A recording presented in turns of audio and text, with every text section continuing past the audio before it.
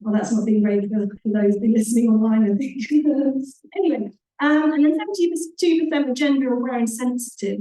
That means there was a really large variability within that category of how well they actually considered gender. So with only a few minutes left, I'll get on to key findings. So overall, I don't know if that came across in the results, but there were significant gaps in the literature. It's not only in, though, you know, South Asia as a whole in terms of these particular topics, but in terms of the geographical representation, countries were missing, methodological approaches also, where the social sciences or particular surveys that look at, like, you know, the actual context of the situation were largely missing. And again, that gap across the sinks and sectors from the slide I just showed you. And also, from what we can tell, the majority of those articles treated gender, you know, inadequately at best. And this particularly came across in those water studies. So I was like, oh, water, okay, there's loads of studies here that we can look at that tell us about gender. Actually, they used a very sort of limited approach to through these groundwater studies, which you computed values to see what differences are between men and women to work out risk. It doesn't actually use any sort of empirical data to really understand what that exposure means. And the same with air quality. So at the household level, this was limited because often only featured women, single gender focus. Even though there are arguments, of course, that women are more exposed to household air pollution, there was a really nice study that in our collection by Shmada and others that highlighted actually that women were more at risk from exposure to cooking. Actually, when you look at different energy use within the household, men were more exposed when it came to heating. So, you know, you only get that sort of understanding when you're looking at within the household and how different members are impacted. So again, this application of social sciences and mixed methods really strengthened studies' approach to thinking about gender. So sort of wrapping up, I've got 2 more slides, but so recommendations. Obviously, there are these huge gaps, and gender disaggregated data and gender analysis really is crucial for, like I said before, for targeting policies and interventions, identifying vulnerable groups, understanding specific needs, and then tailoring those interventions to address the challenges faced by all genders. You know, so I think, you know, when we're talking about what data is needed, what indicators are needed, I think we need to keep this in mind. I put this little picture here to also emphasize what we mean by equality and equity. So equity is more understanding the specific needs of specific individuals, and they require specific resources to get anywhere near sort of equality, which is what we're going for. This is particularly what we're going for when we're talking about SDG 5. So this is the gender equality goal. And shockingly, just to leave you with this uplifting message, there's no chance that we're meeting this goal by 2030. In fact, they estimate it will take 300 years to reach this goal. Furthermore, 47% of the data required to track progress on the SDG 5 is unavailable. So again, you know, I think it's responsibility of us all to keep that in our minds and think about that when we're looking at data and data options. So in summary, gender equity and equality does have that potential to contribute to overall effectiveness of any sort of sustainable nitrogen management intervention, because you include those diverse perspectives, you empower individuals to adopt those practices, and then you integrate those considerations into those initiatives to make them more resilient, adaptive, socially inclusive, which is, I think, where we need to go. So I'll finish there. Thank you.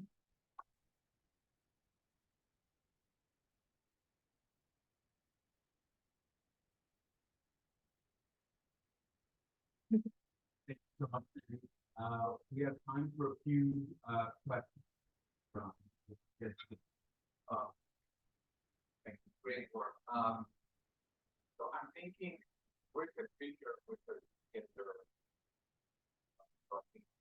The project very clearly was about labor and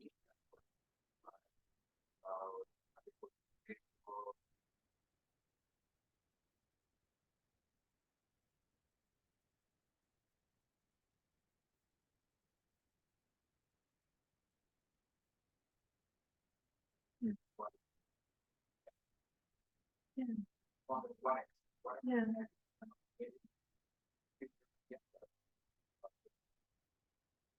Yeah, I mean, there's so many gaps.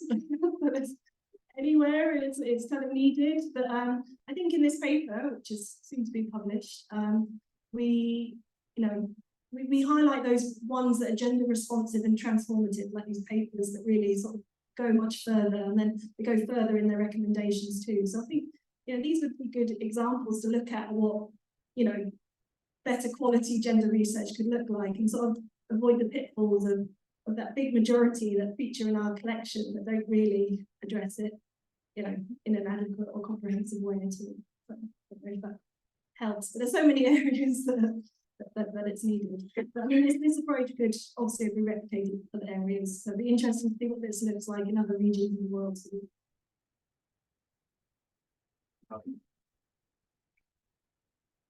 Thank you for our presentation. And I have a question. I'd like to know your opinion. Do you think that women can be seen as the right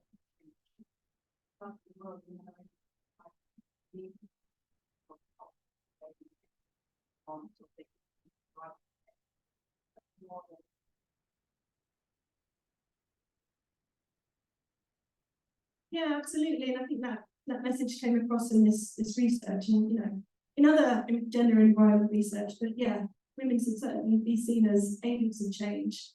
So yeah, I think it's just working beyond even our own misconceptions of who has a role here, or it's really understanding what the reality is, and the experiences of those from different genders. So yeah. Hopefully that's the way it will go, and that message will come across. we have time for one more quick question. There's only left one final question. Go ahead. Nice. We also try to quantify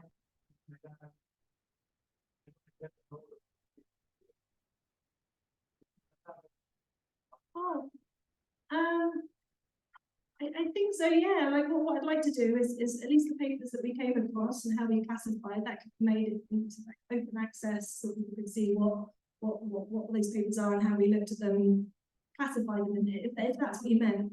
So I mean, we could do this sort of basic, quantitative look at things, which gives us a good snapshot. But certainly, really getting into the paper and understanding what's been done and reading that in depth is necessary. Okay, thank you.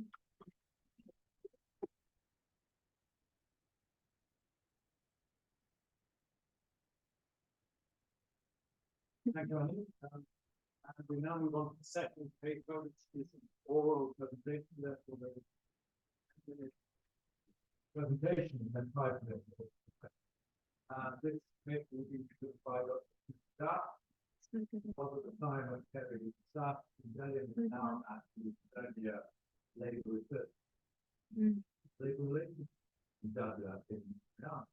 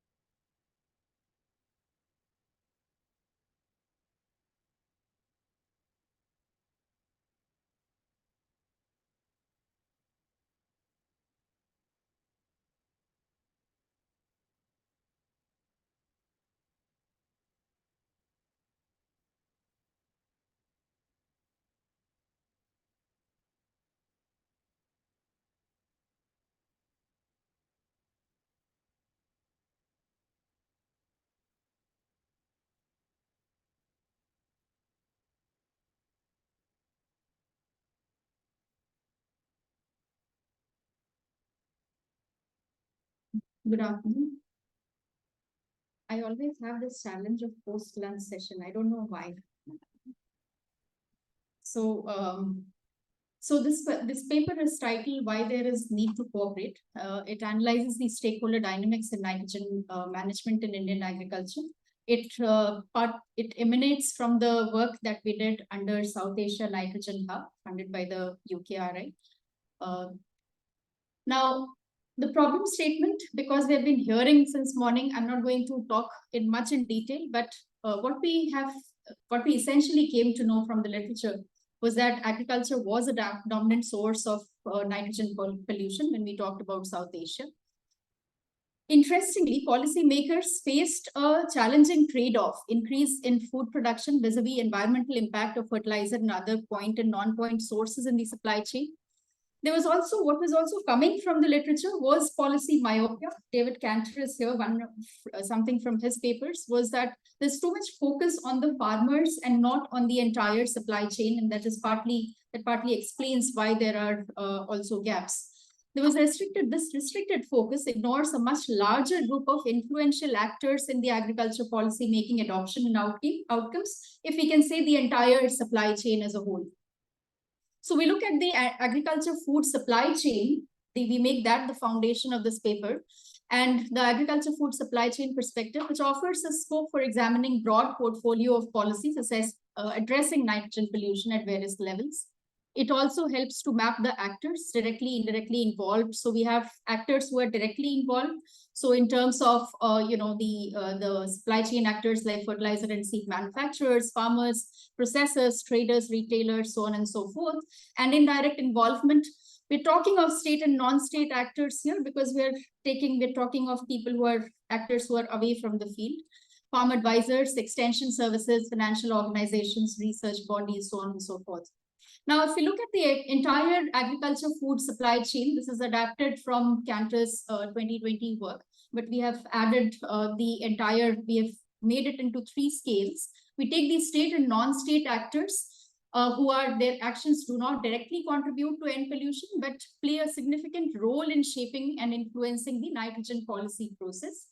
We look at the agriculture food supply chain, where we have also tried to explain how the problem actually exacerbates. And we have looked at the nitrogen loss pathways at each of the points in the supply chain. And then we overlaid the policies onto these aspects of the supply chain, agriculture food supply chain. And we went ahead with our policy identification for further analysis. So the main research questions that were addressed here was: who were the main stakeholders? What were their interests vis-a-vis the policy subsector decisions? And what are their policy positions and how they influence the decisions related to effective nitrogen management? There were 3 levels of very rigorous analysis, including policy identification, where we identified 4 subsectors, then went on for policy selection. Out of 300 plus policies, we shortlisted, when we came to the India level, we shortlisted about 16 policies for further analysis, 17 actually. Then we did global policy mapping and national level policy analysis. So we tried to also match the international trends and look at what have been the policy developments matching with the international developments. And we went ahead with further content analysis of policies at the national level to understand how they are addressing nitrogen in the entire problem context. We then went ahead with stakeholder analysis, talking a lot with different range of stakeholders. There were 6 categories of stakeholders that we were talking to, mapping their roles and interests, categorizing the stakeholders, so getting in depth into stakeholder dynamics, and then talking more in detail with these stakeholders, which we're calling stakeholder engagement. I'll present some of the main findings. I'll be skipping a few slides in the interest of time, but also because from the morning we have seen several slides presented in the plenary session. So this is mapping the entire global policy roadmap, where we have moved from too much and too little nitrogen to talking about just enough nitrogen coming from Sutton's paper. If we try to match the international developments with a lot of national level developments, where we have seen different developments in the morning also, Professor Raghuram, when he made his presentation. But just to show that if we look at the entire trajectory, it shows that from a fragmented world, we are gradually moving towards collaboration. If we take INI, if we take other initiatives at the India level, the people who are coming together, actors are coming together and trying to make an impact through multi-stakeholder collaborations. If we were looking at the evolution of the national level, we have taken just one example here to illustrate. We looked at 4 subsectors. Here I'm just talking about fertilizer level analysis. So we have mapped 5 different stages. If we look at 1970s to 80s, we were talking about fertilizer use, promotion, and green revolution areas, regulation of sale and pricing of fertilizers, budgetary support. So increasing fertilizer use for increasing food self-sufficiency and production, and so on and so forth. Mid-1980s and 90s, we started talking about customized fertilizers promoted to balance NPK use. So by then, we had already started identifying the problem. 1990s to 2000, efforts were made to reduce and rationalize fertilizer subsidies. So we were realizing that, what were the kind of mistakes, but not that we were reducing the subsidies, as we saw in the first presentation today in the morning session. 2000, we look at impetus on organic farming practices that were increased, use of customized fertilizers. And then we come to 2010, last decade or so, we have been talking more in terms of nutrient-based subsidy, energy efficiency, indigenous urea production, 100% neem coated urea use, climate resilient agriculture. We have National Mission for Sustainable Agriculture, so on and so forth. Some of the interesting facts that are coming from our policy analysis are presented here. If we look at the stakeholder mapping for agriculture sector policies in the Indian context, although you may see the orange lines in some places, but these are mostly the overarching policies that are talking about national farmer policy and so on and so forth, that are mentioning farmers. But otherwise, you see that there is a dominant role of the central government and government actors who are dominating this entire, policy making framework. When we looked at nitrogen use efficiency, we did that analysis through a code book using NVivo. We found only 2 policies that were mentioning nitrogen use efficiency in their text as NUE in the text of the policies. So these were the guideline for production and use of customized fertilizer and National Mission for Sustainable Agriculture.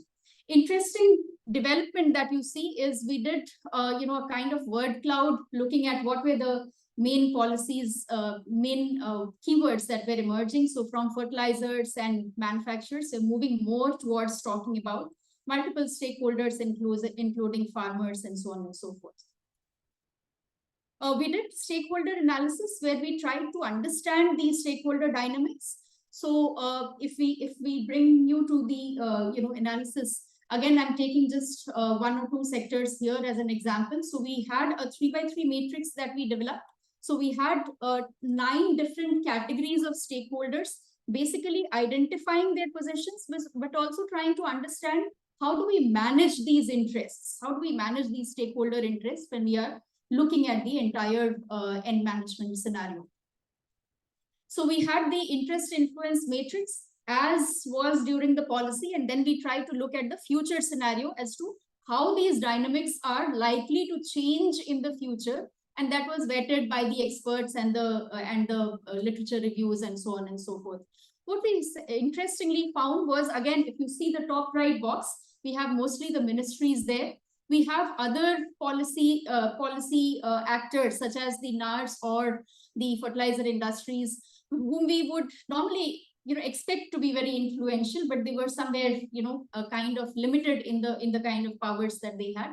In future, we were looking for, the stakeholders were looking for increased participation of the farmers in the entire process. So if farm level is the key of all the decision making, how could they be included, or how could other input dealers and other actors in the value chain be included in the policy making scenario?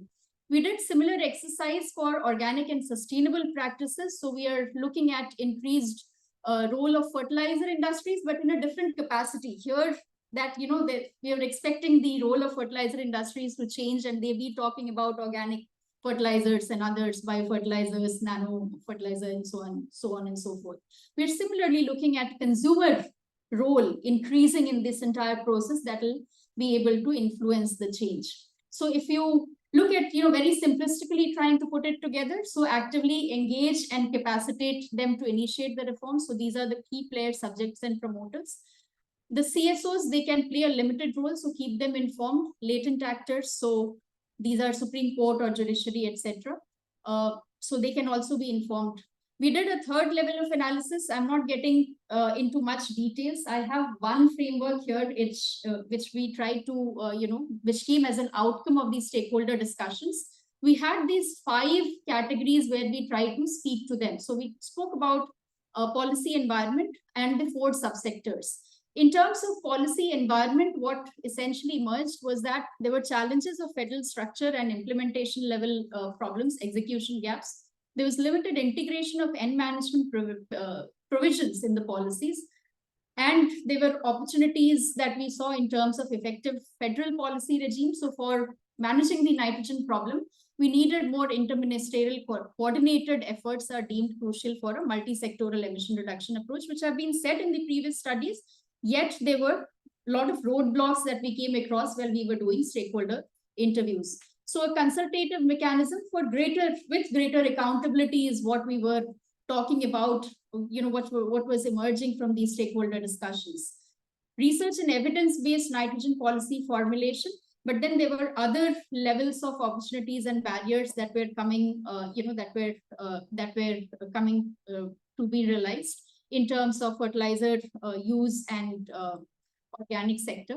I'll end my presentation here because of lack of time. But if there are questions, these are few takeaways that I'm leaving here, but these are just partial, glimpse of what is coming in the report. A full-length report on this is there on the SANICH website if anyone is interested.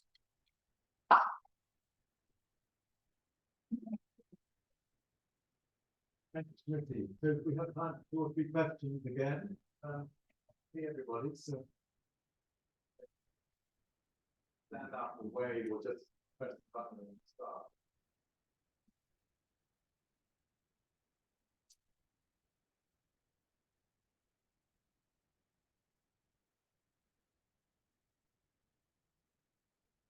Yeah, thank you, David. So we, great.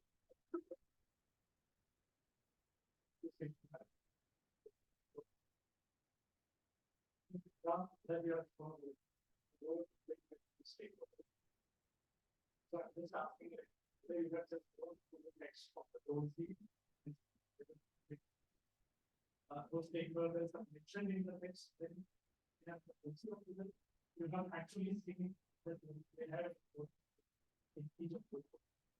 Because they told them that it is mentioned, you have to. So whether stakeholders are So if I just take you, if you look at this particular, so we had 305 national level policies that we had at the first stage. We then came to 3 criteria in terms of high and direct relevance, positive or neutral impact, and pollution contribution of the sectors. And then we identified the policies. So there were 39 national level policies in agriculture, food security, so on and so forth. Now, then we further went to key contributing areas of agriculture and then 4 subsectors. So we came up with 17 national agriculture policies. So that was first level. Second level, we went ahead analyzing. So we did content analysis using the NVivo software, but then we also spoke with the experts. We did focus group discussions. And at the third level, we went and talked to the stakeholders, the policymakers themselves. So we were doing 2 levels of analysis. First, we were trying to go back in time and trying to understand what would have happened then. So we were kind of taking them backwards and, trying to read up the literature and policy reviews and so on and so forth. And then we were looking also at the future in terms of where do you, how do you think that it can improve? So what were the opportunities that you see and how these stakeholder dynamics will also change? So we had people who were expressing a lot of hope with, experts expressing hope with direct benefit transfer, saying that, this will kind of be a game changer in the entire process. So there were such interesting views coming from stakeholder or expert interviews. So levels of analysis. Any other questions? We have time for one more. The back corner.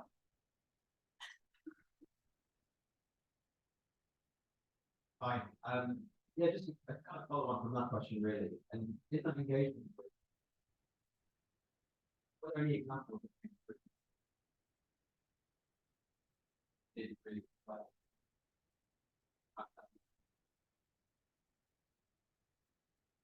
Okay, so if we talk about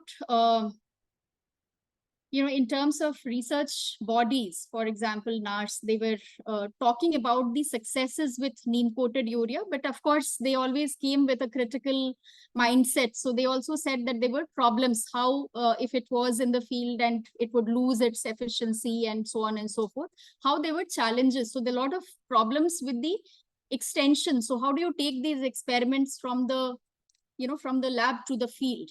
So that was a challenge. Interestingly, we also did a lot of ministerial, or other stakeholder engagements where we came to know that, of course, there was this interesting trade-offs that were becoming very intriguing for us at many points. So, for example, they would say that, we want to incentivize organic farming. We are setting up soil testing labs, which we want to take to district and block level in the Indian level. In the India, if we understand the administrative territory. So, but then there were other challenges saying that, we of course have also the problem of feeding 1.4 billion population. So how do you actually look at, and then you have the comparison relatively, if you see the fertilizer application or fertilizer use efficiency or fertilizer use at the field level and compare it with other nations, we have to keep multiple objectives. So how that kind of that trade-off becomes important was something which was a challenge, but then success in terms of neem coated urea. But there were a lot of local traditional knowledge which also have been talking to farmers now, where they're talking of traditional knowledge that has become useful and how they practice agriculture, practice organic agriculture, not naturally. So natural farming, if you can call it a traditional farming. So that is another interesting side of the story, which has not come so much in the report in terms of traditional knowledge, but because it was not very farm intensive. But then these are interesting anecdotes that are put in there.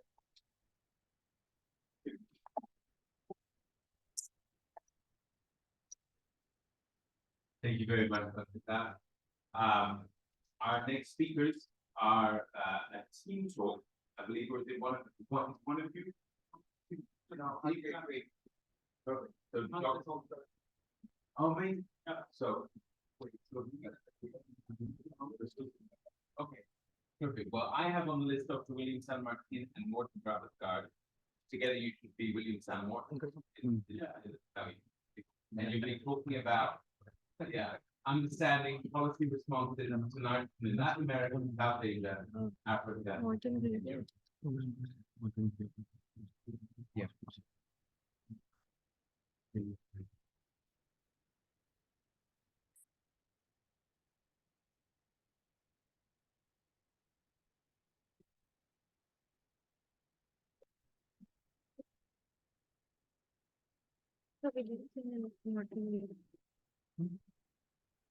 Williams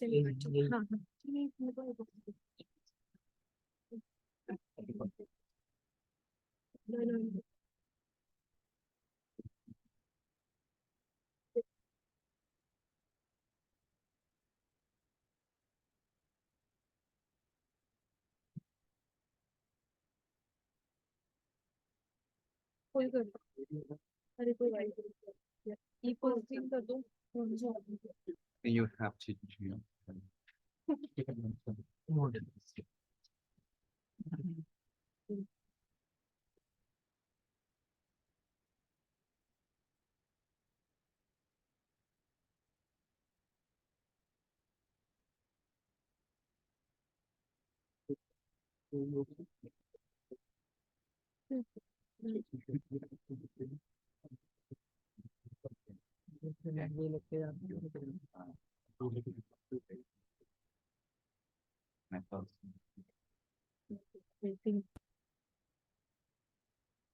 Yeah. Okay, we'll try to be quick so we get some good questions and hopefully some good ideas how to move forward with this project. So this is an ongoing project that combines some social sciences, social scientists, some natural scientists, some regional expertise in Europe, South Asia, Africa, and Latin America. So today we're representing Morten, Ananta, and me. So this is a project funded by a public interest technology university network grant and Worcester Polytechnic Institute entitled Sustainable Development and the Global Nitrogen Challenge, Emerging Governance Actors, Policy Responses, and Social Technical Conflict in the Global South. As I said before, it's a work in progress and it's trying to mostly understand policy responses in these regions. The specific emphasis on the Global South is strategic for various reasons, as these regions tend to have less representation in global nitrogen research and policy debates in general. The selection of Europe, particularly Western Europe, respond to the expanding role of institutions, policies, and scholars from this region, facilitating policy research and development in the Global South, for instance, in the case of South Asia and Africa. Institutions and scholars from the Global North supporting research and policy debates in the Global South, and vice versa, work as what policy scholars have called bilateral activists. There's a lot of work on this kind of networks and projects that has proved that has been critical in supporting policy developments and capacity building in the Global South and fostering international cooperation. So having a trans-regional approach south-south or not north-south can facilitate analysis of these processes as we develop some case studies, which is our goal. So since the origins of policy studies as a field in the 1950s, we have had a focus on understanding policy formulations and choices with the ultimate goal of democratizing societies. However, global nitrogen policy studies have been actually very recent and new. We're kind of behind in that kind of field. Besides the initial work that David did some years ago, we have some very good work done, mostly focused on South Asia, for instance, which I think is a good example of a regional approach to nitrogen policies. And this work is trying to kind of build on that to systematize data collection and the categorization of certain policies. There are some aspects that I would like to highlight here that we consider important for our work. So one is the importance of policy databases, right?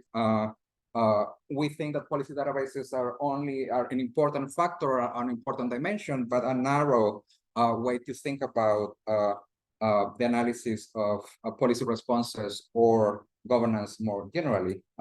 That being said, we consider that as data collection and analysis of nitrogen flows advance at a global scale. We have to develop and collect and be able to come up with enough data, which I think connects with like Annie was saying before about these data gaps that I think would help us move forward, especially considering that as UN member states start developing national action plans, right? And the UNEP Nitrogen Working Group requires some kind of evidence-based recommendations. It would be important to have available a series of data on policies at a regional, national, and subnational level, right? Also, we consider that regional expertise is very important as policy development usually happens linked to local legal cultures, right? Or environmental and socioeconomic context. So having a regional expertise matters, who usually involving experts that are familiar with these social, cultural, and ecological dimensions. And finally, comparative analysis we think is critical in the arena of international and global policy studies. The idea of comparing case studies has been a kind of a common trend and a successful policy instrument that allowed us to think more carefully about what kind of policies are able to succeed, what kind of like governance tools are able to show some successful stories. What I think the much developed area of carbon policy and climate policy has been a good example of that. So collecting policies, categorizing them, and systematizing that work allowed us to identify critical case studies to do some kind of transregional comparative analysis, and that's part of the work that we're doing. So some research questions that we're still working on them. So how do your policy responses differ across low and high nitrogen surplus nations? What differences emerge between global governance and local, national, and subnational arenas? And how competing development trajectories across regions create challenges or opportunities for international policy research and coordination. So now we're going to talk a little bit about methodology, and Ananta and Morgan are going to go over that. Thank you, Martin. For the policy class, I'm just here to give you overview of how did we collect the policies and what method we have followed for the classification. So we have followed the method of David and Annie. We work together. Thank you for your work. So we have collected the policies from the global database, that is FAOLEX and ECOLEX. And also apart from this, we have also collected the policies from the first. We have listed the ministry list of each country. Then we have visited the websites of the ministries and the organizations. Also, we have used the stakeholders also. So from this, we have collected the policies list, and we remove the duplicate list from the whichever is collected from the FAOLEX. We have removed the duplicate. Also, if also we've deleted the amended list, which is the most amended list. Most amended policy was we kept, and the old amended policies were removed. Then we did the classification on the basis of different things, like from the air, soil, water, and from the policy sector, and from which sector it's coming. Then we have classified them into based on the policy type, whether the policy is coming under the regulatory type policy, or whether it is coming under the finance type of policies, and the framework type policy. And also, we have policy was classified on the based on the pro-nitrogen policy. One example is policies like so subsidy policies are where we have taken as a pro-nitrogen policies. So this policy is again classified into impact factor and impact direction, that is whether it is a positively directed or negatively directed. And we also policies were classified on the basis of impact factor, whether it is highly impact or medium impact. Then the policies were again classified into the relevant, how it is relevant to nitrogen. So for this, we have selected around 29 keywords for the positive, directly and high and impacted policies. And the rest of we have also collected. We have also selected around 50 policies, 50 keywords. Yes. Oh, okay. So 50 keywords for the negative type of policies. So this much is for the policy classification. So let's go very quickly over this then. So we basically did a case selection based on a couple of things. We're following here Sing Sang on analysis combining GDP per capita and nutrient surplus and different kind of behavior regarding that. Very quickly here, we try to be representative about different kind of GDP per capita, lower income, higher income, regarding to kind of World Bank classifications, plus the behavior regarding GDP and nutrient surplus. Basically creating this kind of set of 24 case studies to look at. Methodologically, we focus, we kind of put together the bell shape, the green areas on the top as a kind of behavior that is considered part of a group stabilizing or declining tendencies. The kind of orangey groups there kind of tendency going to increase and not significant as a comparative way to think about that. So I'm going to help with takeaways here. So one of the important aspects that start appearing from this work is that the ability to look at the specific local sources, right? National policymaking agencies or government agencies allowed us to incorporate new policies, national relevant policies into this data set, right? So we've been able to increase the number of policies that the previous studies have been collecting, right?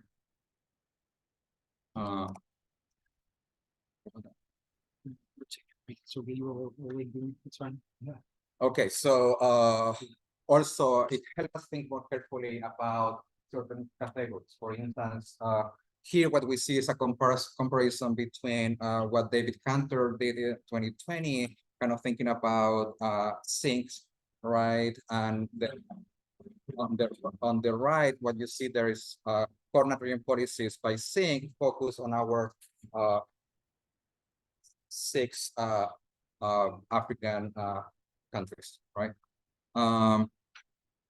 And what is interesting here very quickly is that what we're looking here is only pro-nitrogen policies, so category of policies that are considered explicitly pro-nitrogen. Most of those policies are aimed to increase fertilizer use, for instance, right? Policies that have been categorized with a negative impact, right? What we see is that numerically, they are not very important, right? We're talking about few policies that are able to drive nitrogen surplus or emissions, right, in certain regions. That's particularly clear in the case of South Asia, right? When we look at the case of Africa, for instance, right, what we see here, we see there Botswana, South Africa, Nigeria, and another category, right? So we compare that to India and Sri Lanka, right? We're still talking about the minority of those policies. Uganda seems like an interesting case study there. So just thinking ahead about this, the relative importance of pro-nitrogen policies, right? Also, it's interesting to think here about certain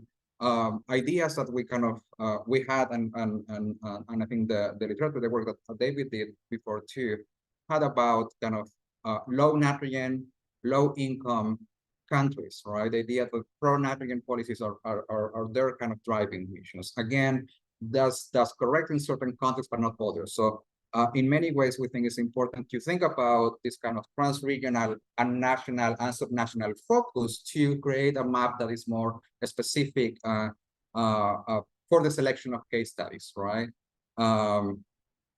We think that thinking about income, nitrogen surplus, emissions, and policies allowed us to create a more complex picture for the future. But also another takeaway here that we think is important is that a limited number of pro-nitrogen policies seems to be driving things, right? Or in certain cases, not able to move forward nitrogen increases the nitrogen use, for instance, right? So my last point there, I think, to finish is that when we think about pro-nitrogen policies, we tend to think about it in a negative way, right? Are all pro-nitrogen policies bad? Right? What are the contexts where those pro-nitrogen policies might help, let's say, certain African countries to reach to 50 kilograms per hectare that is still needs to be reached? Thank you. Thank you very much. We have time for one quick question before we get to questions for ideas how to move forward. Yes.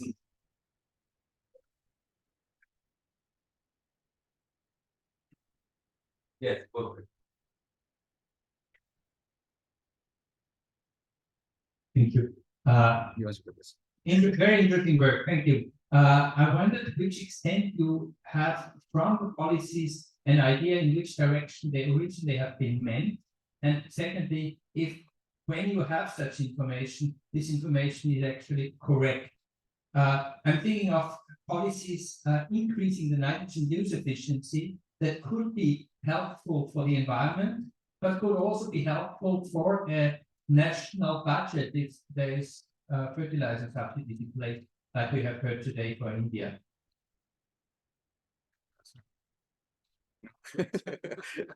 Good question. So I think we're using,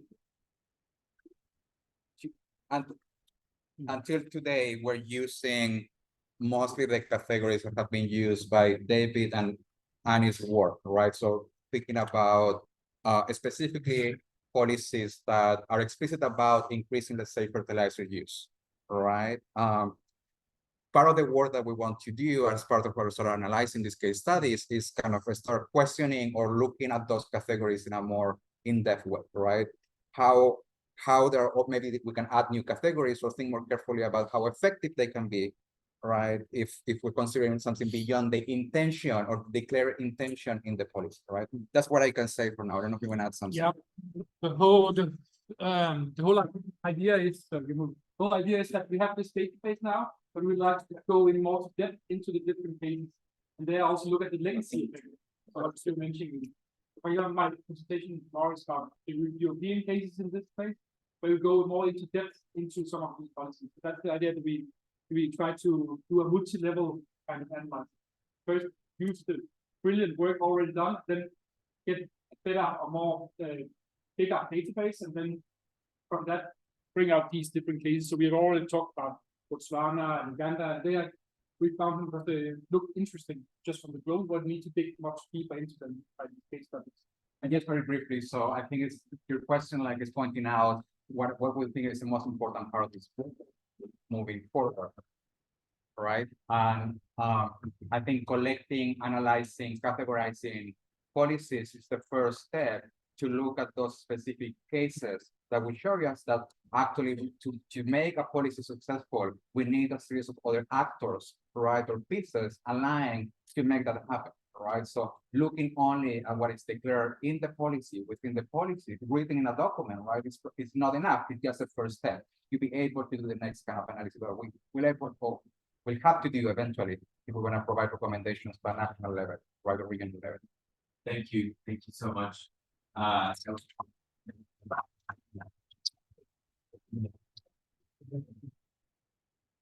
you for that.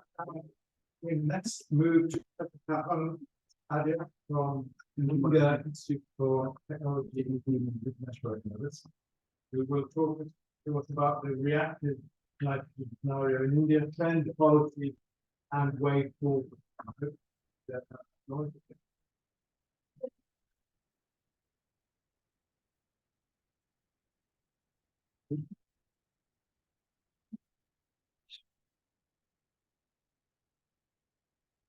We have 10 minutes. I will. Up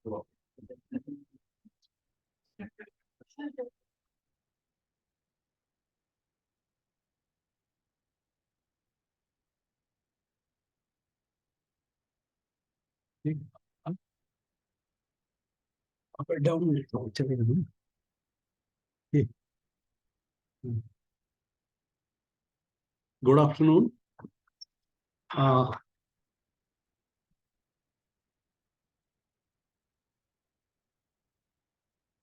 Thank you for this opportunity. Although my name is here most explicitly written, I have been ably supported by many colleagues who are in this room: Annie, Roger, Sriti, Anand. So I think in the format they have to underline the name of the presenter. So it came accordingly. I have to put it. But thank you all who are here. This article, a little bit of information have already been presented by mentioned by Dr. Himanshu Pathak when he was talking in the plenary lecture. I assure you that I will quickly pass those things and only put where analysis is concerned.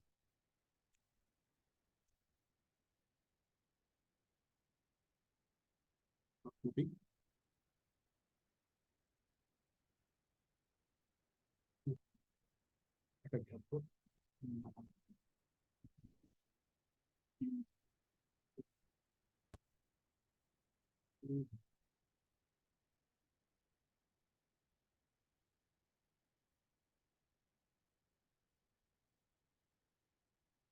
I get extra half a minute. Oh.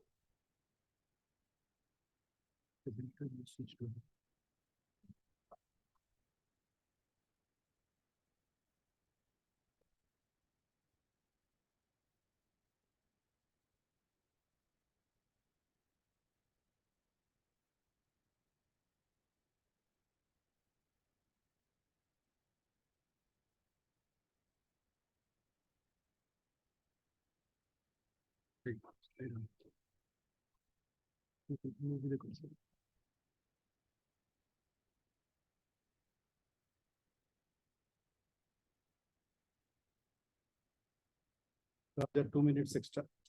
I'm in India. Yes.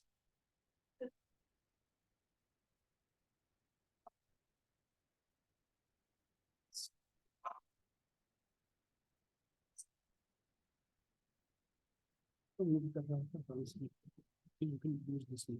Okay, no problem.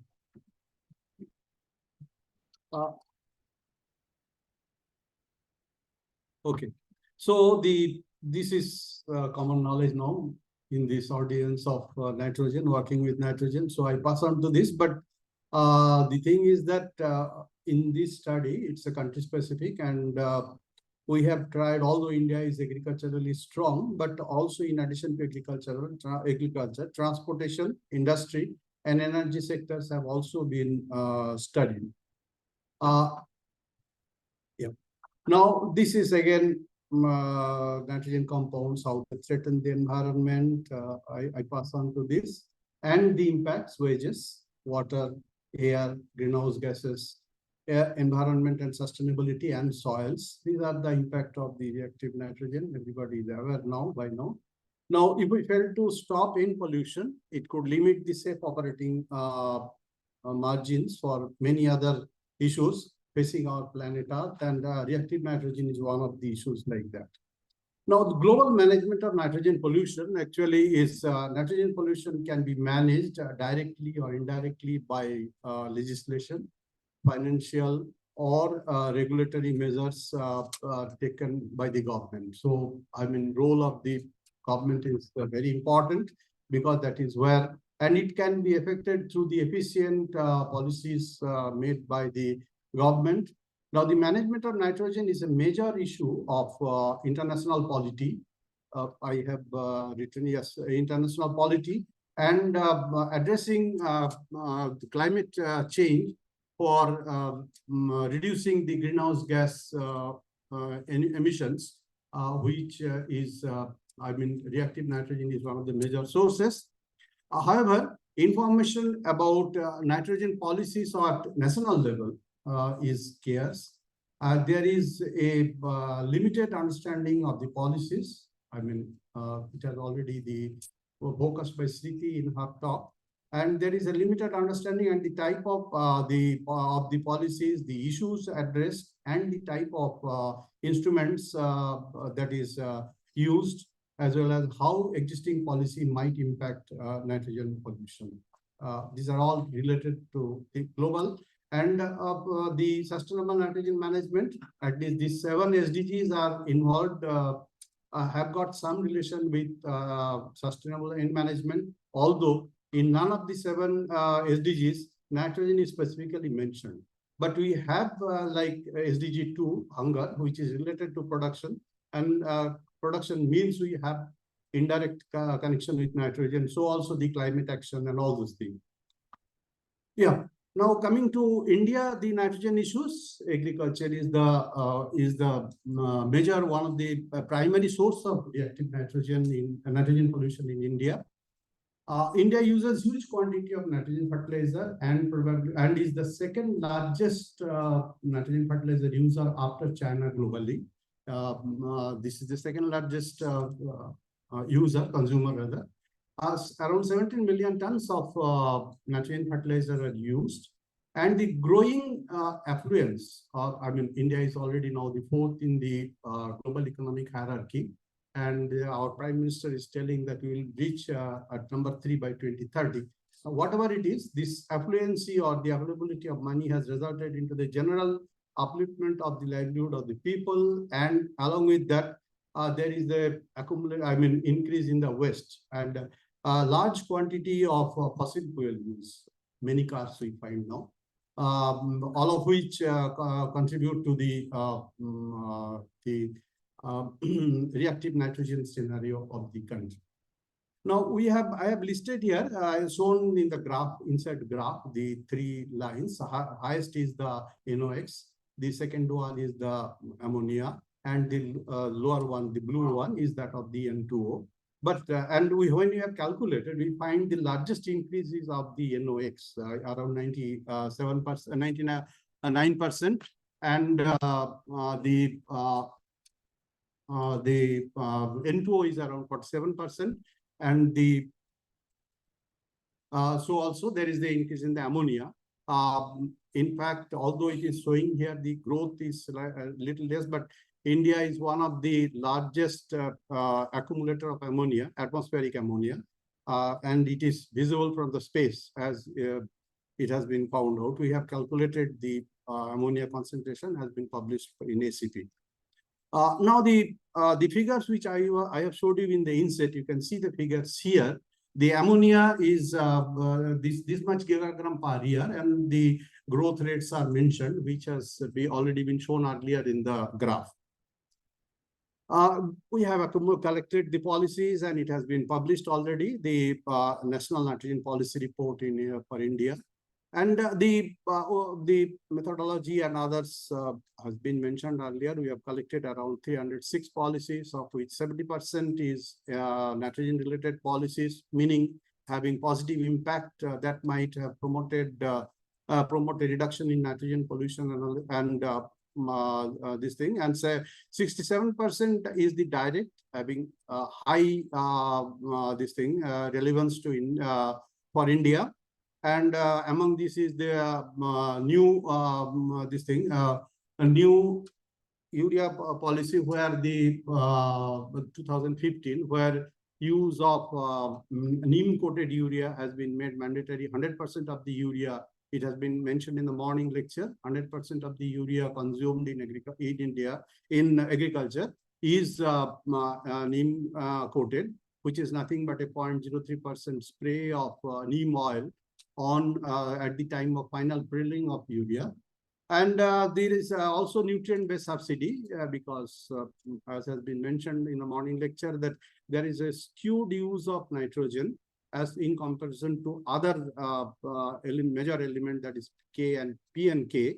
And that's why the nitrogen-based subsidy regime has been introduced by government 2010 to 19, and the second edition of this policy has come in last year, 2023, where the government promotes the subsidy exactly for not only for nitrogen but also K and P. In the first edition, the K and P was not included, and now K and P is also included to encourage the farmers for a balanced use of fertilizer. And the regulatory some problem. Regulatory adds. Okay. The regulatory and economic policies are considered to be the core policies because they have got, okay, including +1. Oh my God. Right. So these are the major policy analysis. You can see here 71% is having positive this thing. And the different analysis has also been done about the environmental this thing and the policy type, etc. Now, the end-related policy considerations for India, there has been several. I mean, the government is very aware, quite aware about the need for developing policies. And as you can see, over the years, the number of policies developed have increased like anything. And these are mentioned. I'm trying to hurry up. And you can see here, among the three major consumers of fertilizer nitrogen in South Asia, India is the largest. It has increased over the year, and the growth rate is highest among the three major users, that is Pakistan and Bangladesh. The CAGR is highest in case of India. I think it is mentioned in the with the red font.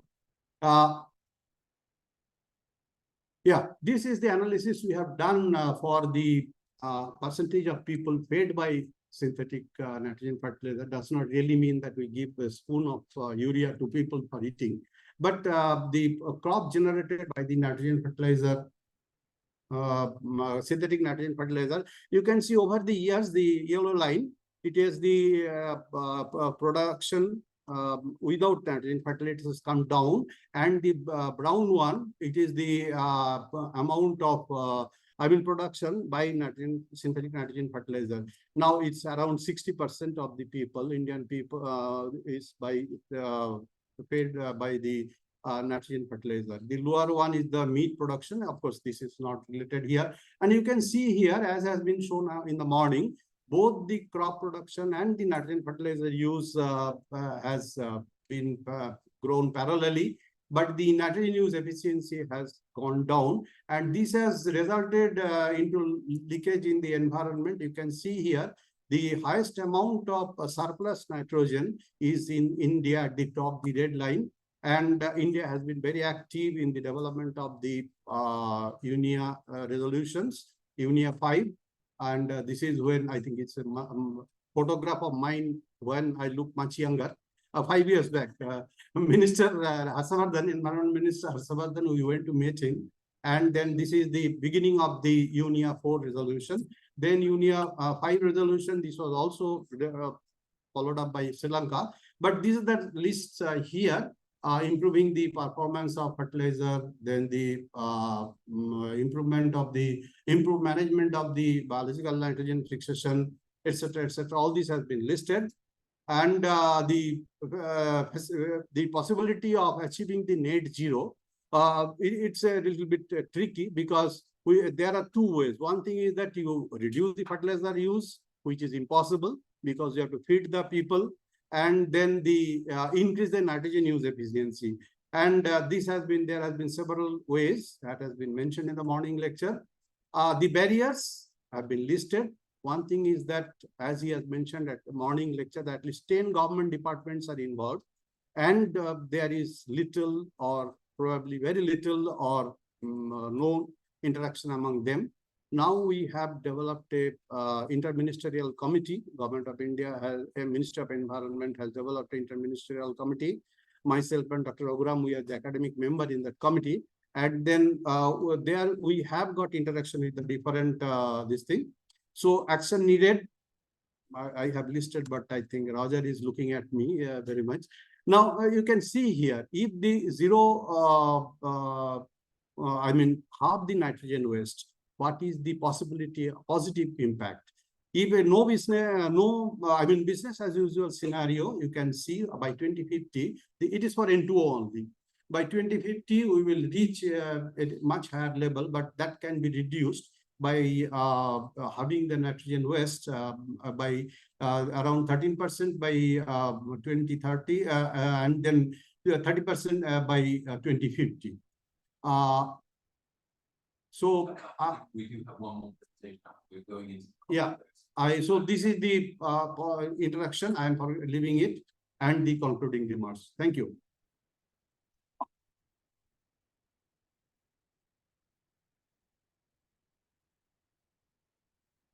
We have time for questions, but there will be time, obviously, to start and go with questions in the coming break. Now, about 15 minutes after the final presentation by Dr. Cooper from Western Washington University. From threats to opportunities, comparing global reach computing pressure, of reactive nitrogen.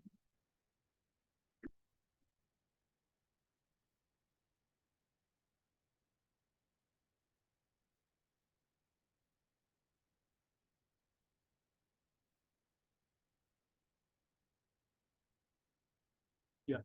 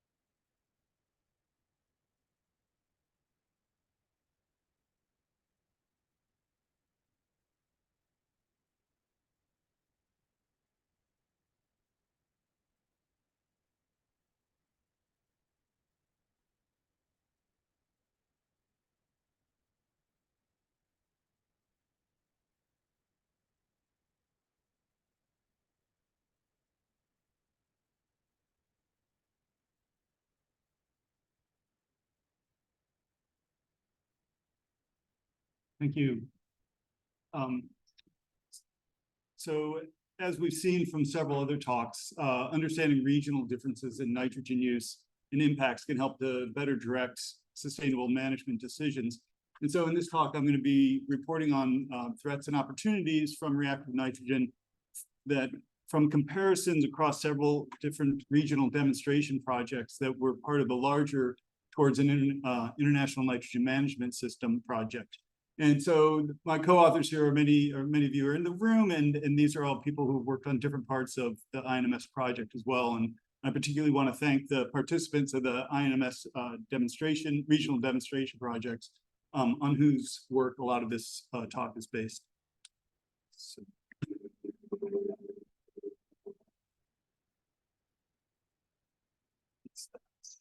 That one's loose. Yeah. So as you're all well aware, the availability of increased availability of reactive nitrogen has increased agricultural production to feed a growing population. But at the same time, inadvertent losses of that nitrogen have degraded air quality, water quality, soil quality, biodiversity, and human health. And so to try to compare across multiple regions, we needed to break down the complexities of the biogeochemical transformations of nitrogen in the nitrogen cascade to come up with a common set of indicators for comparing across multiple different regions. And so we wanted to look at how to effectively structure indicators of nitrogen use to allow comparisons across these regions.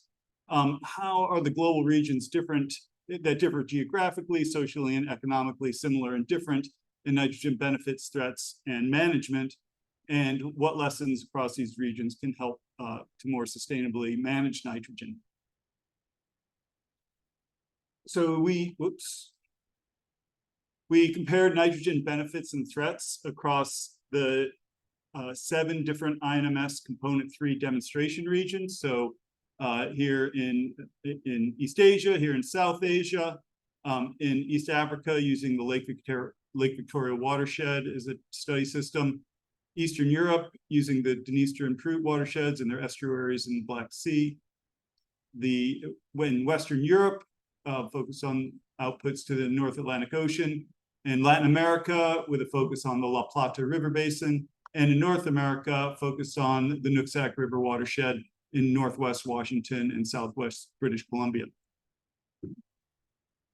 So what to measure to break down all the complexities of the nitrogen cascade, we built on the work that Jill DeVries talked about this morning, talking about the different the NMIPS categorization of pressures, states, and impacts. And we use the same DIPSR model, or drivers, pressures, states, impacts, and responses.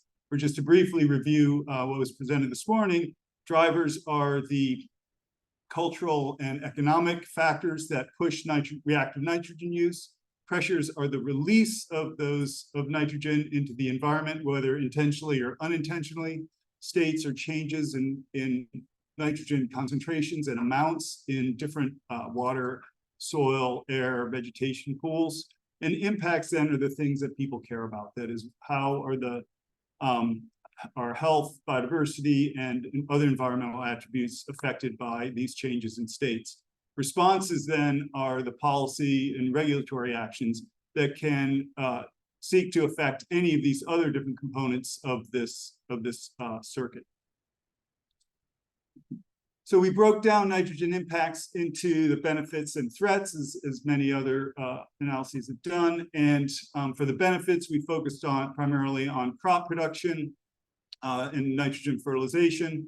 But we also looked some at nitrogen deposition and carbon sequestration, and at non-agricultural manufactured products are another very important benefit from industrial nitrogen use. And then we came up with, or we didn't just come up with these, we sort of boiled down the big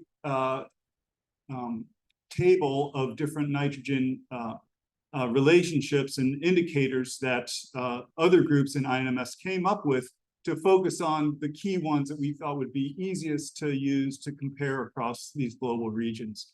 And so again, those were broken down into pressure, state, and impacts, and then trying to tie them to specific guidelines for sustainability, such as nitrogen use efficiency and nitrogen surplus, as put forth by the EU Nitrogen Expert Panel, and other sources of sort of large-scale sustainability.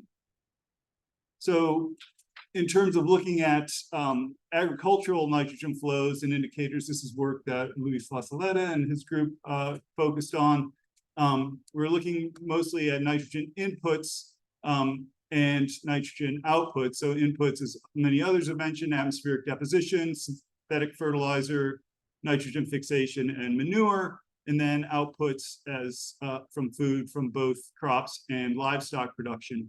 And then looking at sustainability metrics of nitrogen use efficiency, desired minimum productivity, and nitrogen balance, or the inputs minus the outputs.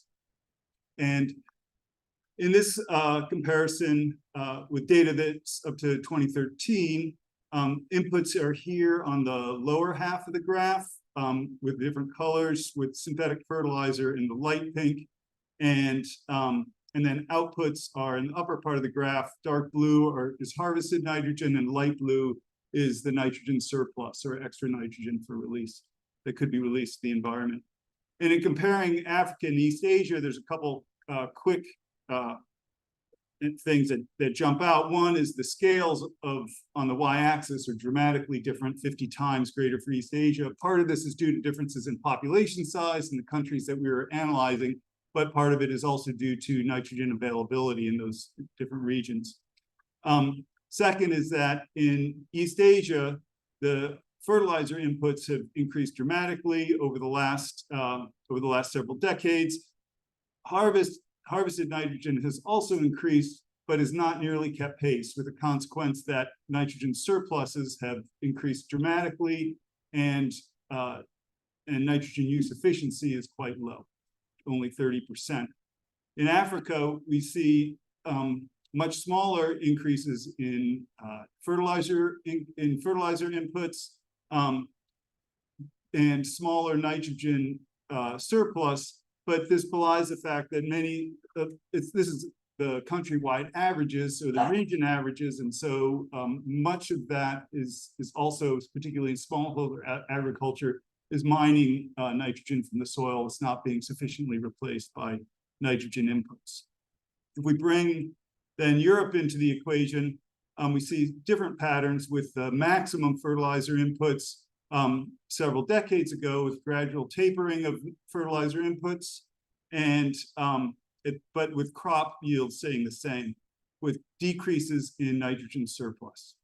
But as we'll see in a minute, these historic highs of nitrogen inputs have lasting effects on things like water quality.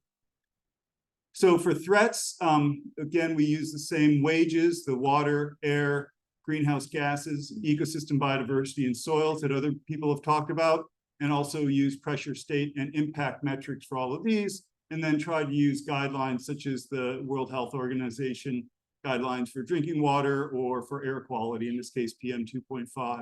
And I'll just give a couple quick examples from those.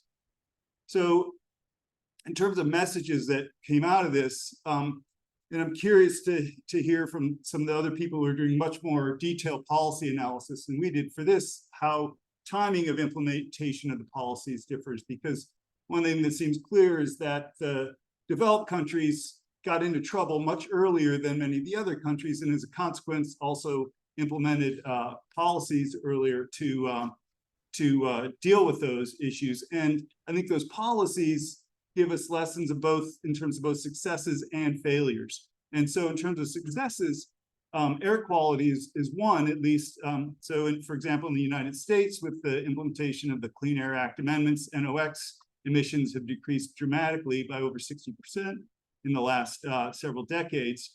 And this has visible effects on air quality. So when I was growing up, LA was known as the worst air quality in the US.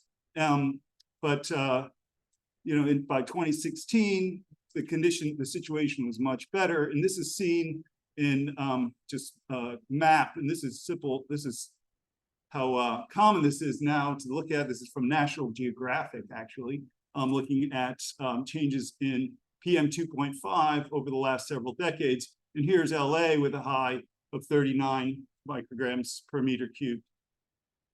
Okay, I'm done. I just want to quickly, well, my time is up.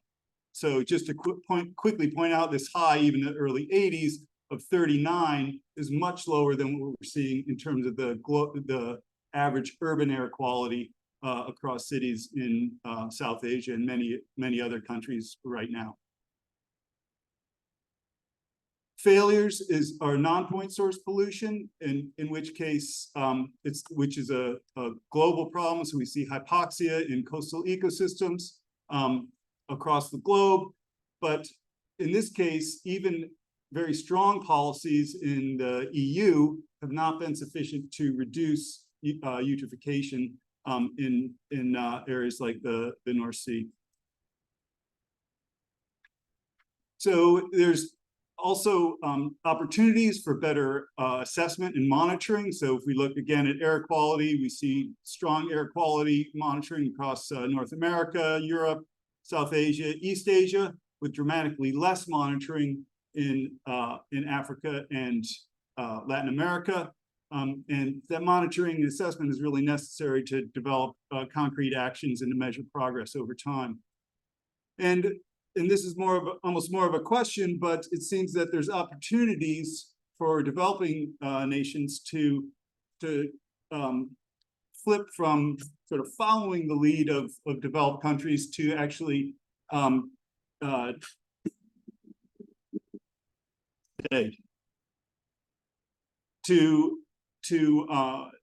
where, for example, rather than having lack of infrastructure be a barrier to change, have that actually be an opportunity to implement new technologies that can sort of leapfrog ahead and not be restricted by current infrastructure. And this may happen in sanitation and fertilizer use and in other aspects of the food production chains. So with that, I will just wrap up that DIPSR provided a structured method for indicator development across the nitrogen cascade. The regional comparisons highlighted different trajectories for end problems and solutions across countries, and regionally specific opportunities and barriers for nitrogen management. And there are cross-region lessons about both what to avoid and what to try. And if you want more information, then Part D of the International Nitrogen Assessment, upcoming in 2024, was written by you and all your friends. Thank you.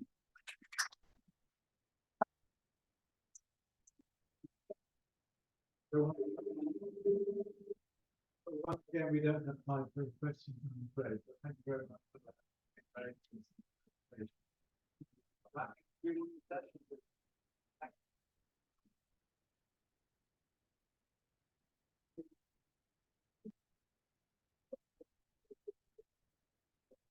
Well, we have a small presentation. Kindly wait for 5 minutes hardly.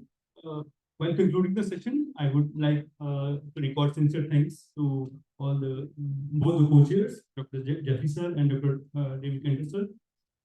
Now I would like to request Dr. Jeffrey sir and Dr. David Kenter sir to kindly felicitate all the speakers. I would like to call one by one. First of all,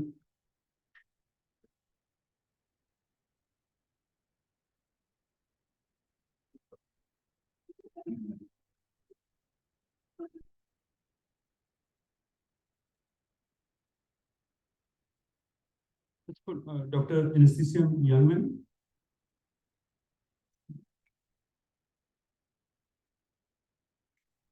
Dr. Smriti Das ma'am.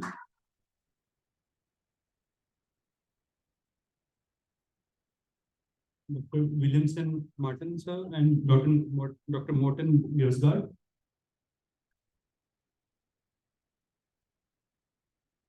Followed by Dr. Tapan Kumar Adya sir. Dr. David Cooper sir. We would also like to subscribe.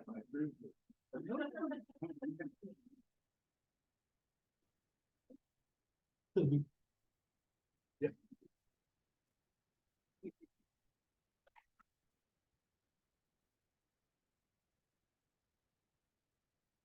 very much, sir. I would like to request Dr.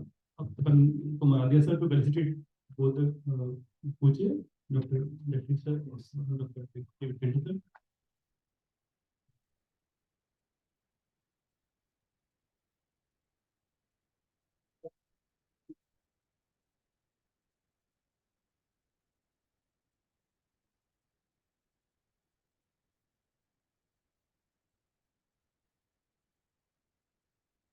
Well, concluding this session, we thank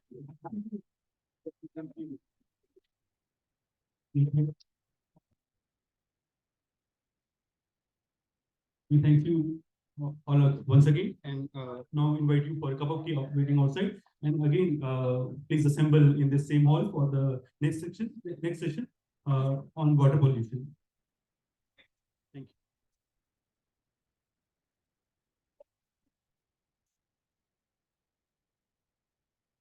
Water pollution yes, high school.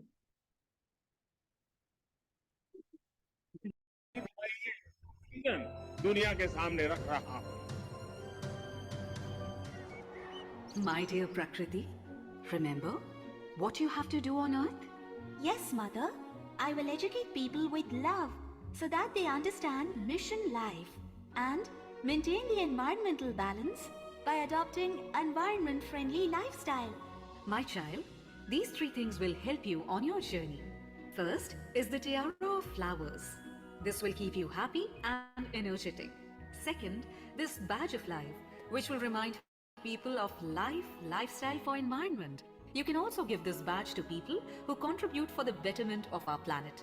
And third, this bag of hope. Whenever someone harms the environment, you can take out eco-sustainable alternatives from the bag and inspire them to adopt mission life. Okay, Mother. Now I will leave for my mission life. There's one life, but there's one mission. Let's all work for environment, rejuvenation, beloved planets, protection. Adopting environment-friendly lifestyle is our ambition. Say no to single-use plastic. Let's use stairs instead of lift. Save water, segregate waste, reduce overconsumption, and reuse again. Together we can, together we will. Together we will achieve this ambition. There's one life, there's one mission. Let's all work for environmental rejuvenation, beloved planet's protection. Let's Choose life for green planet vision.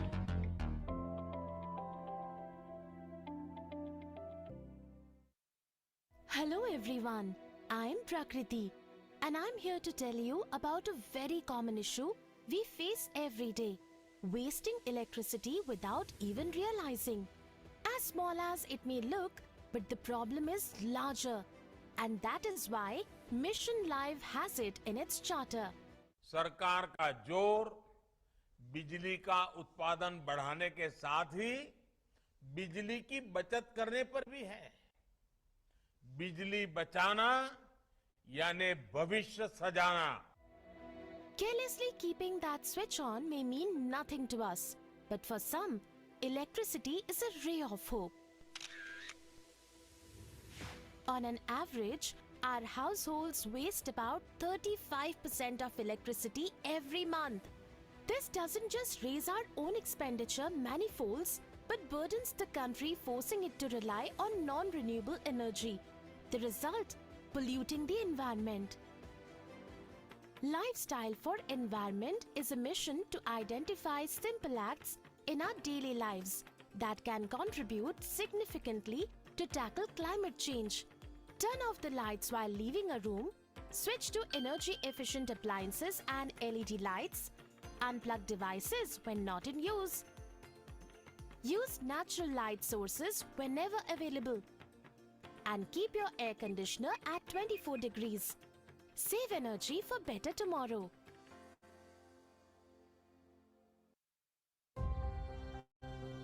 Mission life का मंत्र है lifestyle for environment. पृथ्वी पर रहने वाले प्रत्येक व्यक्ति को व्यक्तिगत प्रयासों की कामना के साथ ही आज ये मिशन लाइफ का ये विजन दुनिया के सामने रख रहा हूँ। फ्रेंड्स, प्रधानमंत्री नरेंद्र मोदी जी के मिशन लाइफ के संकल्प को आप सजग रहकर मजबूती दे सकते हैं और रोजाना के कामकाज में कुछ आसान उपायों से अपना योगदान दे सकते हैं। कैसे? आइए जानते हैं। पौधों, फर्श और वाहनों आदि में पानी के उपयोग के लिए होस पाइप या पाइप के बजाय बाल्टी का उपयोग करें।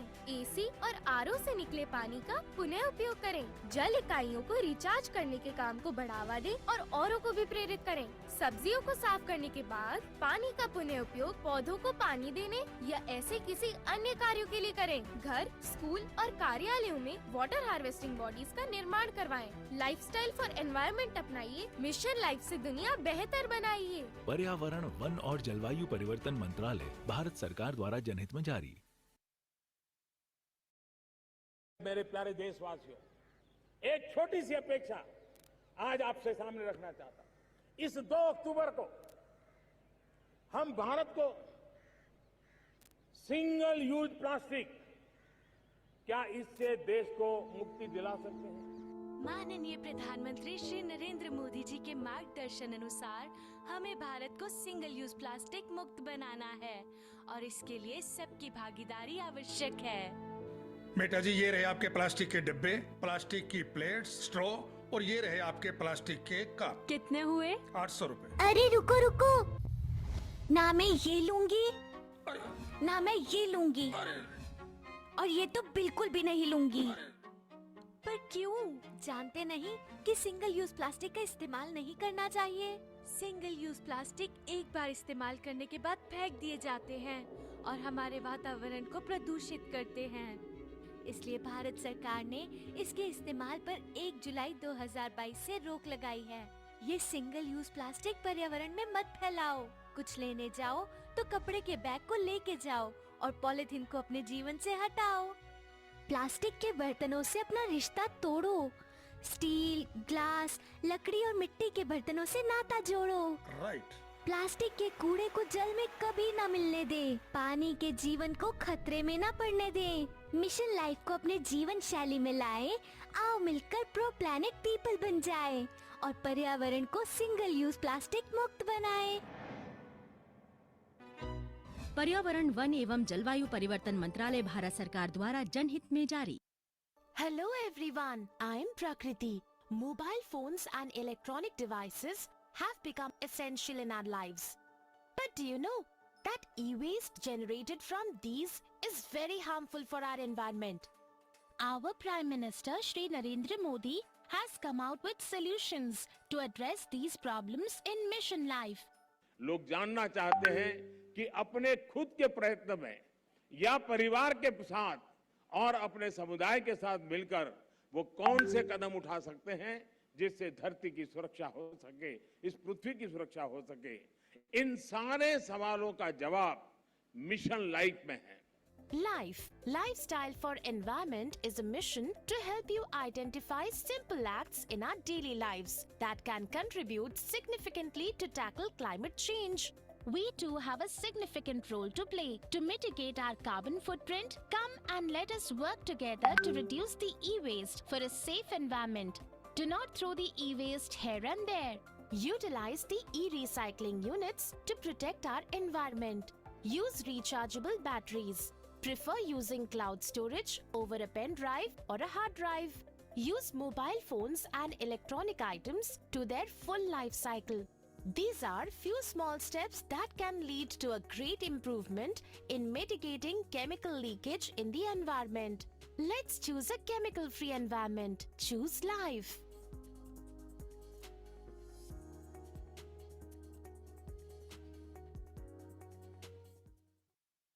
Hello everyone, I am Prakriti. Our Swachhata Abhiyan is bringing so much positive change and the world is talking about our conviction to Swachhata. देश के हर कोने में, समाज के हर वर्ग के लोगों ने स्वच्छ भारत के उनके सपने को पूर्ण करने के लिए जो भी कर सकते हैं, जितना कर सकते हैं, क्षमता से कभी-कभी अधिक करने का भी प्रयास किया है। In fact, our Prime Minister has identified its significance in Mission Life. Lifestyle for Environment is a mission to help you identify simple acts in our daily lives that can contribute significantly to tackle climate change. Practice segregation of dry and wet waste at home. Recycle and reuse old newspapers. Set printer default to double-side printing. Donate our old clothes and books. Do not throw waste in public spaces. एक कदम स्वच्छता की ओर.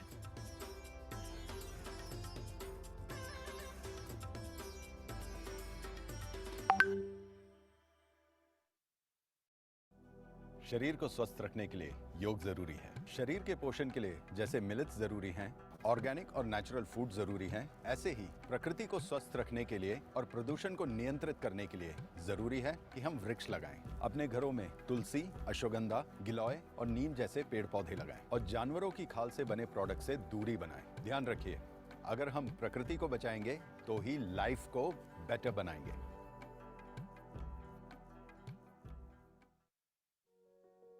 क्या बात है, balcony का असली फायदा तो आप उठा रहे हो, सब्जियां उगा रहे हो। हाँ, और इसी बहाने थोड़ा मन भी बहल जाता है। और आंटी, लाइफ में कुछ यूजफुल करने को भी मिल जाता है। खाद क्या डालोगी?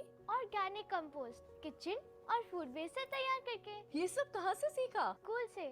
मुझे भी सिखाओ, आखिर पड़ोसी ही पड़ोसी के काम आता है ना? आप भी नेचर के करीब आइए, लाइफ को बेटर बनाइए।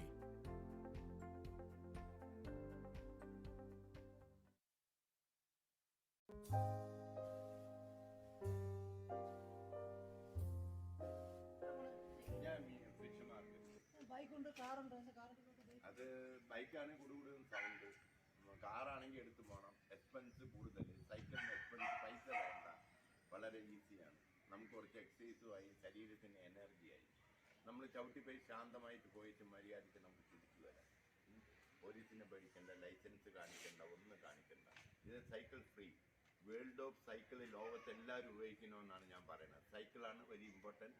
മൈ ലൈഫ് എന്താ പറയുക, അവനവൻ്റെ ആരോഗ്യത്തിന് ഏറ്റവും വലുത് സൈക്കിളാണ്. ഇന്ന് ലോകത്ത് ഏറ്റവും കൂടുതൽ സൈക്കിൾ ഉപയോഗിക്കുന്ന ഒരു രാജ്യമാണ് ചൈന. അത് കഴിഞ്ഞിട്ട് ഇന്ത്യയിൽ അധികം ഉപയോഗിക്കാറില്ല, ഉപയോഗിക്കണമെന്നാണ് എൻ്റെ ഒരു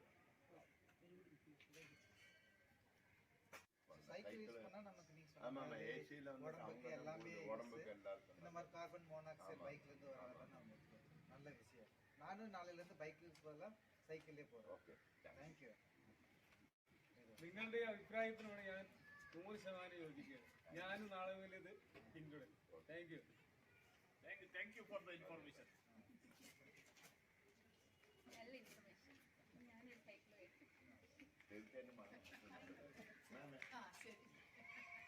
ഓക്കെ, കാര്യം അറിയാൻ വേണ്ടി വന്നതാണ്.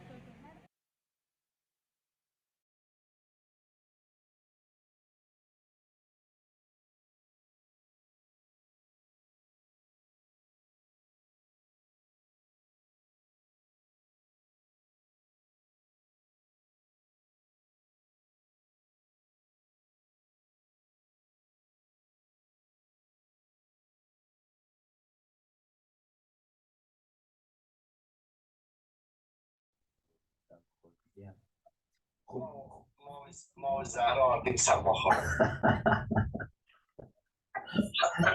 که مسئله که زودتر جوشن تو چیزا خیلی دیگه موقتیه. یا بس بده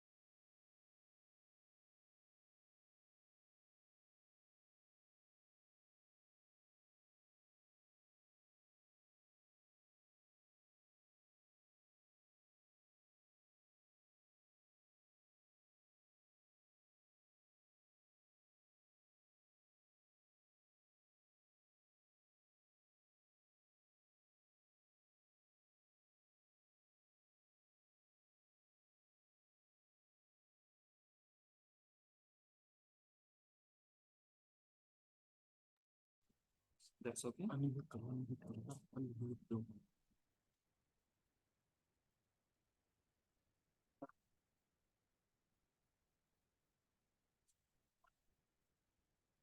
Has a rich history of agriculture activities that is evident in the left figure, dating back up to 5000 BCE. And on the right, you see how the agriculture area has developed over the time, both the cropland and pasture, over the recent decades that has gone under the decline. Oops.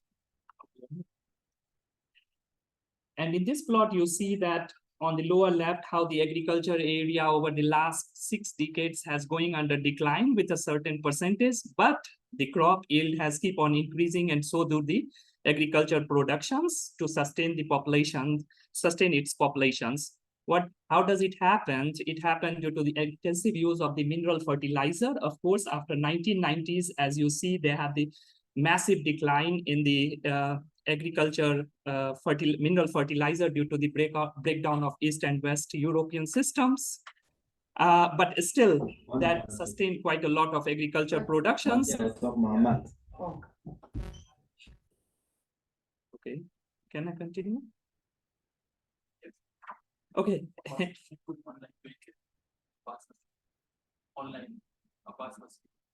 Okay, he need to switch off his mic. Okay.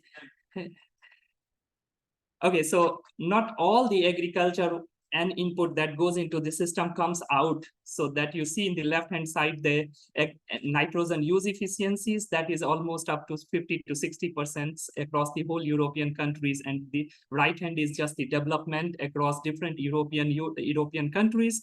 At most, it can go to 60%, but it varies quite a lot. So when the nitrogen is not left over, there is going to be a pollution into the environmental system. And that is quite evident on the left-hand side. Major proportion of agriculture water bodies is still with the heavy pollution. And around 2016 to 19, around 15% of the groundwater bodies still exceeds the prescribed limit of 50 milligram per liter. And almost 36 to 32% of the rivers and lakes in Europe is considered as a eutrophic. So this is a massive problem again in the Europe.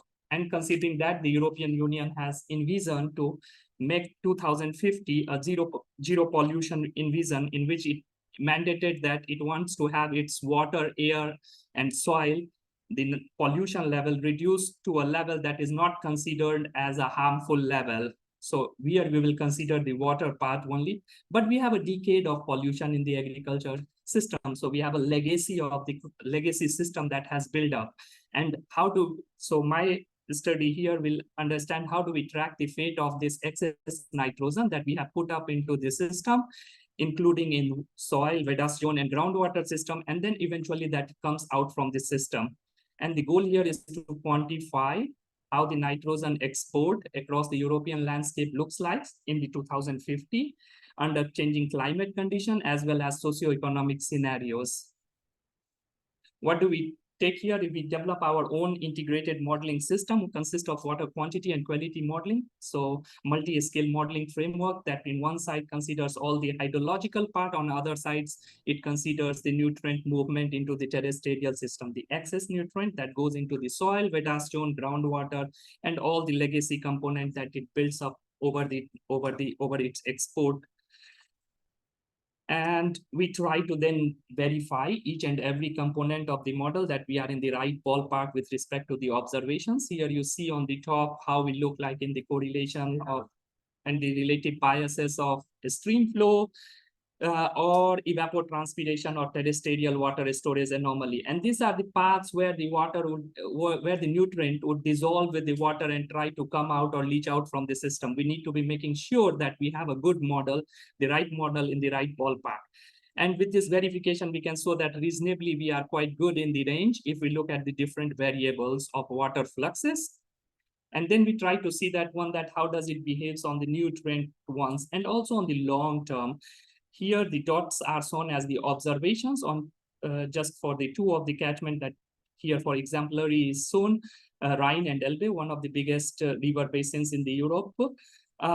And dots are the observations, whereas the dashed lines are the model simulations, taking into account the uncertainty in the different parameterizations of the model. We see that, of course, the model is able to capture the generic trend in both Elbe and Rhine. In Elbe, in the early decade, it suffers, but suffering can be also because of the input data that we have, because input data is also a modeled N surplus, which means like there is also a reasonable degree of uncertainty. Despite that one, we can see that model can at least capture the generic trend and be within the observational bounds. And with our model, we can also try to quantify what contribution that comes from the point source, what contribution that comes from the wastewater sources, because they too had very different pathways to come into the system. And just on the right side, one of the components that we try to track in the model is where the buildup of the nutrient that lies, whether it is building up in the soil or whether it is building up in the groundwater system. And we can track with our integrated model these kind of modeling components, given the uncertainty also. So uncertainty because we have the uncertain parameters. And that's the right hand, just as an example to show that one, that there is also large uncertainty when we talk about building of the things in the groundwater system.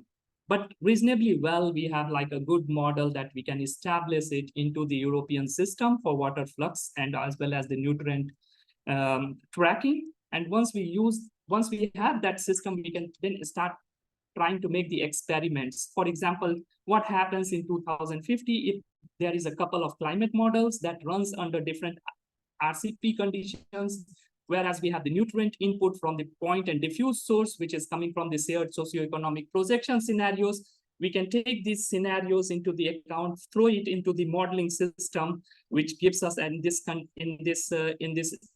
particular example almost like 100 combinations of SSP RCPs projections till the 2050. The conditions for how the nutrient delivery looks like in every component of terrestrial system and also on the European scale. Here I'm showing just a scenario of SSP1, RCP 2.6 and SSP5, RCP 8.5, because not all the combinations of SSP and RCPs can be compatible. But for the experiment, we can of course make all the experiments and then choose which one are the compatible scenarios for ourselves.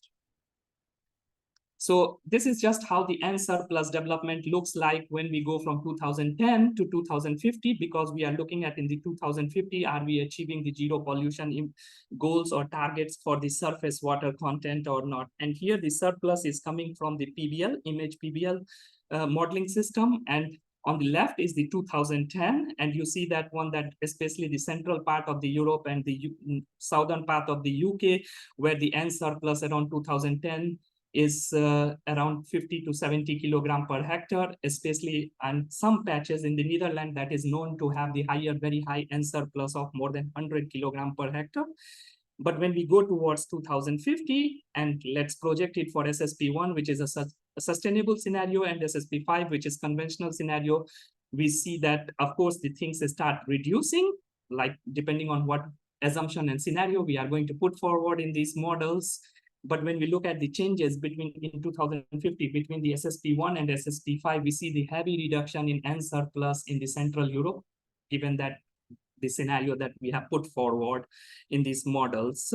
And there are certain patches which shows that there is an increase in N surplus depending on what kind of like a crop production that we wanted to have in the scenario in these regions, for probably the energy intensive crops that are put forward.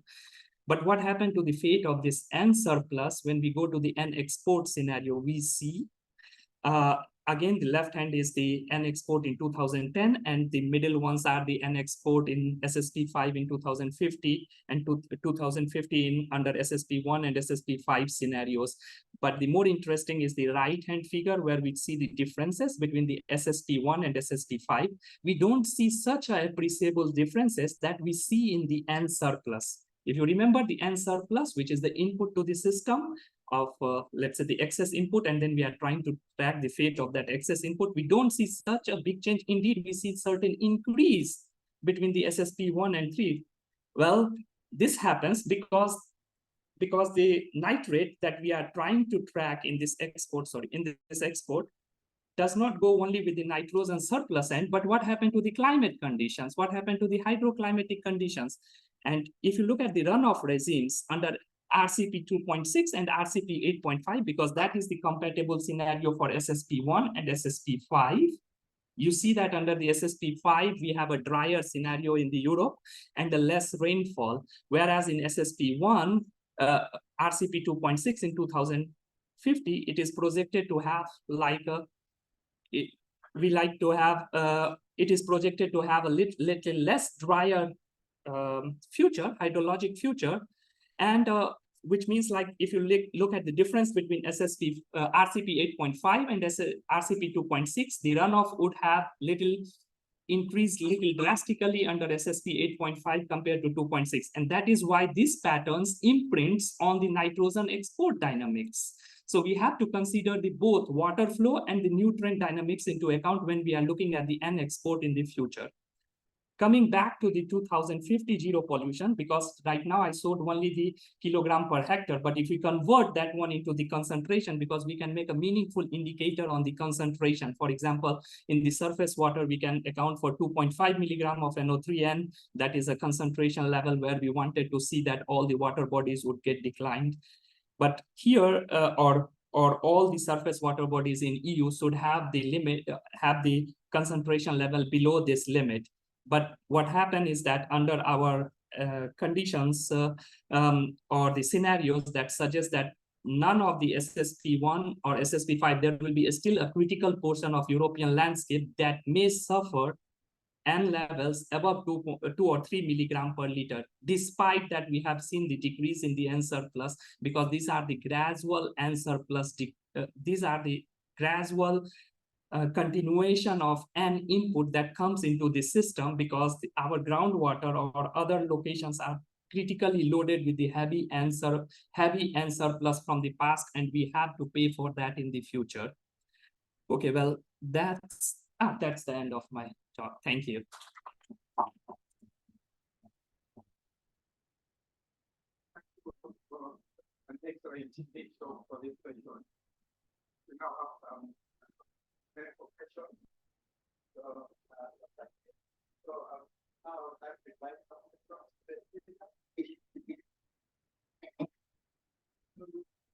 You saw a higher N surplus in SSP5, but not as great in export.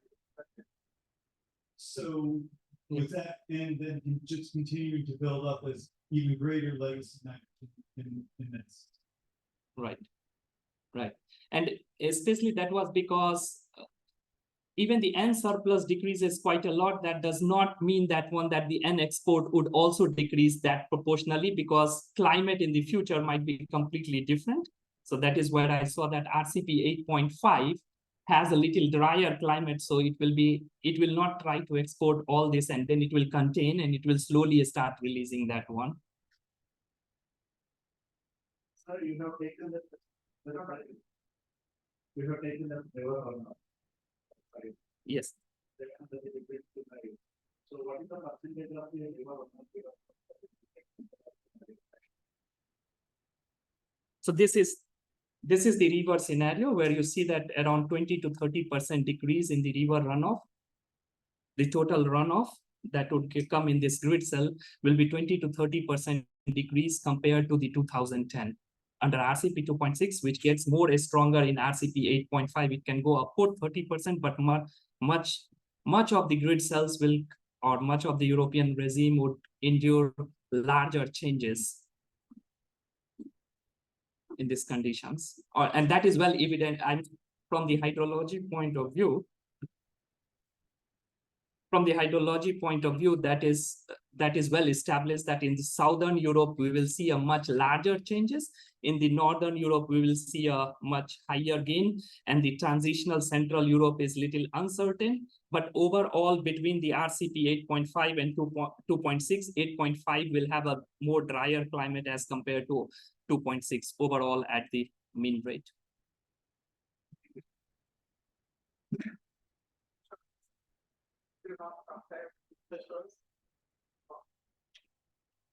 Thank you for very nice. I'm just curious, do you take, how do you take it? Did you take into account changes in the future so that new crops that's fitting better for winter seasons and so on? Yeah, did you take that into account? In the scenario when we constructed, sorry, this one in the image PBL, for example, in surplus, like how much crop NUE would increase or how the wastewater treatment plant would develop, that is taken into account, but in a very not very strong way. So author can tell more about that on the Poisson PBL. But this is considering that how the NUE would increase in the future. That's like a not exact consideration, but it has a consideration of getting improved NUE, getting improved treatment facilities and other aspects. Then my question was, of course, how much did it matter? Mitigation option. Yeah, that goes that goes into scenario development, because I'm more concerned with the water quality, so I didn't do the much on the scenario, but I looked at the fate of this contrasting effect of how much comes from the N surplus only and how much the climate would then try to do that one. And one of the things that I have not looked at is like when the N surplus changes the land cover status, it would change also the hydrology. That feedback I have not taken into consideration into that point.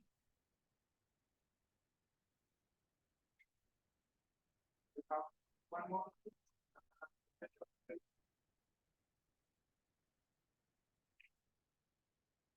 So I think I would like to ask everyone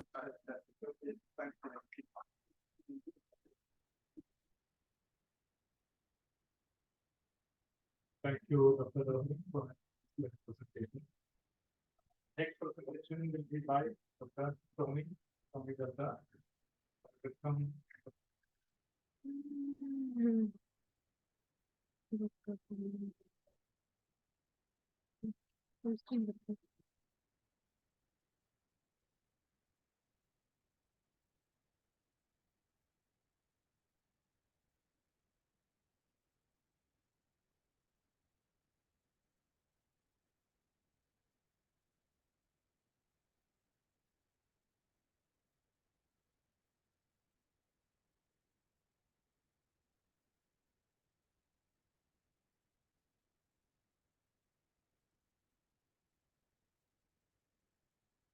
Thank you very much. It's a pleasure to be able to present some of the work that we did here. And I brought with me also a couple of copies here of the integrated nitrogen guidance document that was published last year. And we have a few extra copies. I know Mark Sutton also have some of them with him, because the issue that I'm speaking about here, the catchment scale reduction scenarios, is something that is on the agenda in many places to do it at a landscape level, at a catchment scale, because that introduces a whole new series of mitigation measures. And this was also mentioned, I think, by David in the introductory lessons there this morning. But to make it even more complex, here we would like to couple it to the introduction of more circular farming systems, so that not only do we look at it at a landscape level, but also we look into how can we do a circular thinking, nitrogen cycling within the landscape. So not only within the farming system, but also within the landscape. And that is also coupled to the water cycle. And therefore, I think it is relevant also to the special session here that is linked to the water session. And yeah, how is this? Is this coupling to the next slide here? How do I shift slide? Yeah.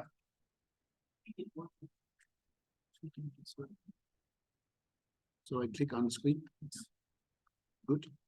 Yes, here it is. So there is linked to the task force, and also it's linked to a series of projects that we have both in Denmark and in the European Union, but also some of the big centers that we have. We are privileged with that in Aarhus University. We have centers linking agriculture to biodiversity and land use change and how that affects, but also the Landcraft Center that I can recommend you to go and look at the webpage. It's chaired by Klaus Budderbach-Barl. He's not able to be here, but I'm also a co-PI there. And there we have the chance to invest in a lot of research projects related to landscape measures and linking to nitrogen cycling. climate change, but also, of course, water quality. Therefore, a special thanks to all the project managers and collaborators here. I will not mention them all, but just thank you to them all. First, I will give you a small introduction to the situation in Denmark, because it's like the country we're in here, India. We are in a critical situation. We have a really high emphasis on agricultural production, but more to exports, but very intensive agriculture. And therefore, I think there is a potential larger benefit from linking it to a circular system, because it's a very linear optimized system, as I also see from India here with a lot of imports of fertilizers, and thereby a big challenge in making it more circular. Going from the circular to the more linear to the more circular thinking. I will give you a little example on that. And then also I will introduce you to a special model that we have worked on for the last couple of years, called the circular model. Well, in Denmark, we produce about 3 to 4 times what we eat, the whole population. So it's export oriented, and therefore there is a lot of imports of not only fertilizers, but also fodder, feed and fodder, soybeans and things like that for feeding the big livestock production at a high level. And therefore, this gives a lot of losses to the environment, and also the aquatic environment. The water cycle is really under pressure, because we have 7,500 kilometers of coastline. All waters are from groundwaters, and we have to comply with all these directives of the European Union, of course, nitrates directive, water framework directives, and all these things makes that it is a prerequisite that we should have an agriculture that can provide clean waters.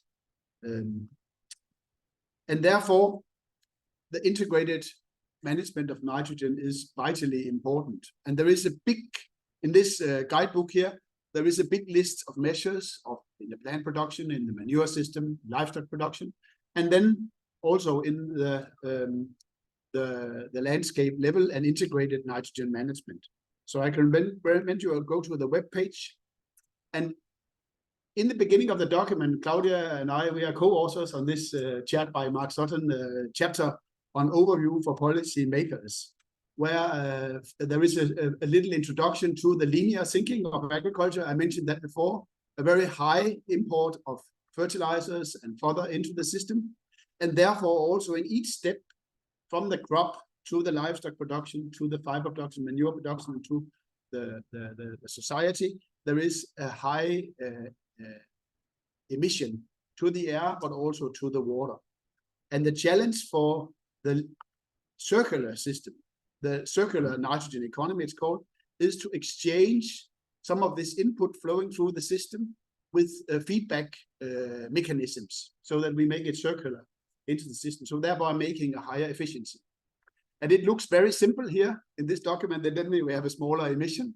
But I can tell you, when you go into the matter and model it, when you make it circular, each step, when you take a cycle, there is risks of losses in each step.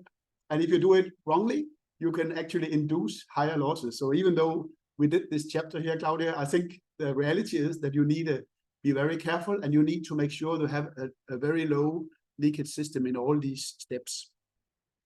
And especially this counts in the, of course, when you have a very intensive agricultural production and need for a lot of food production.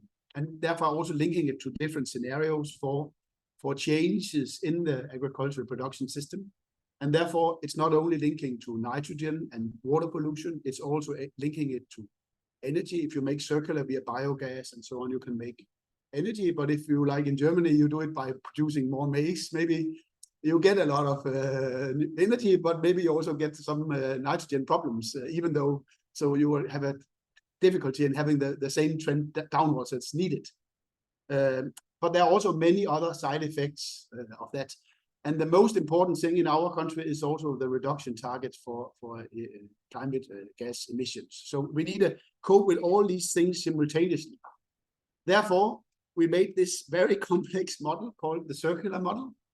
And it actually encompasses the same steps, the same things as in this simplified diagram of the guidance document here. So we start with the inputs, the fertilizers and the imported seeds and fodder, and the outputs in form of food production and energy production and so on. But then we have all the steps there from the field to the livestock, if we have livestock production, to the manure system, different technologies before it is into the soil or it is exported. But most important, also fed back into the agricultural system again, as for instance, manures or other types of biomass.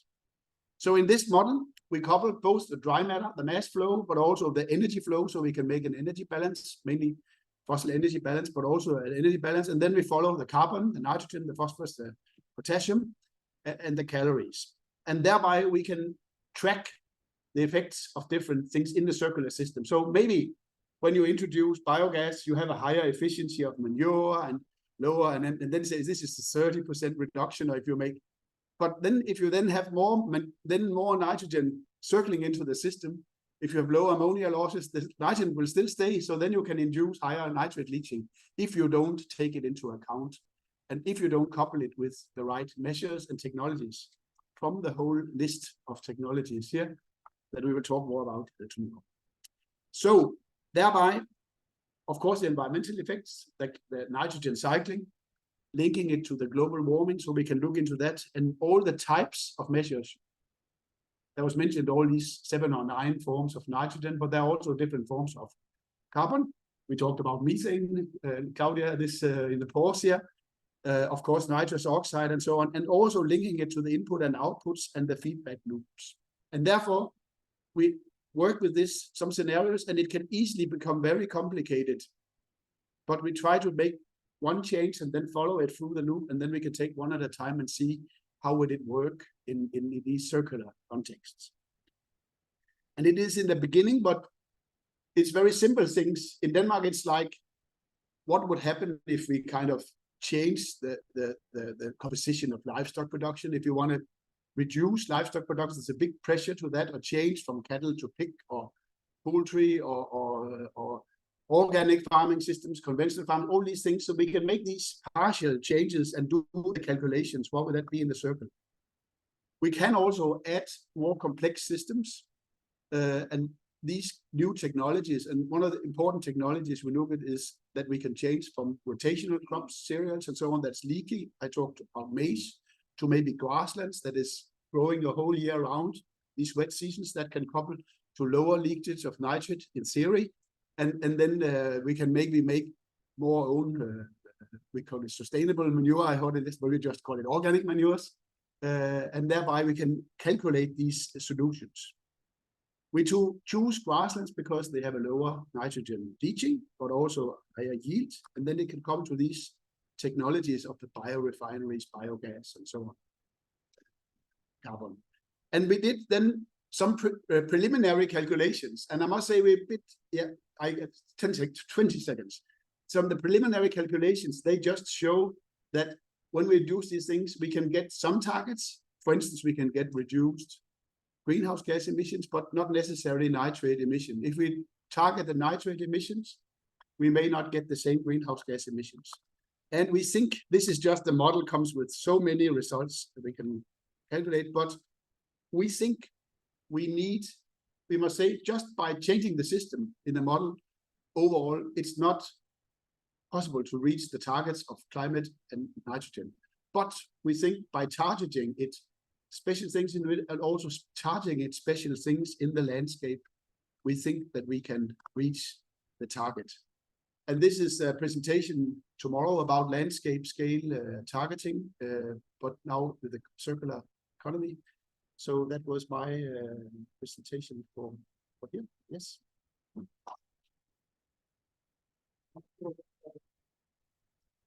Thank you for so now we have 5 minutes for questions.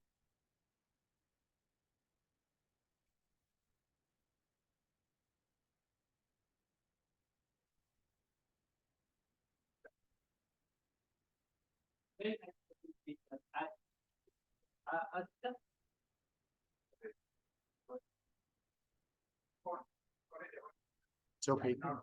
Yeah. Very interesting presentation, we can talk about this complexity, about how the system can be modeled.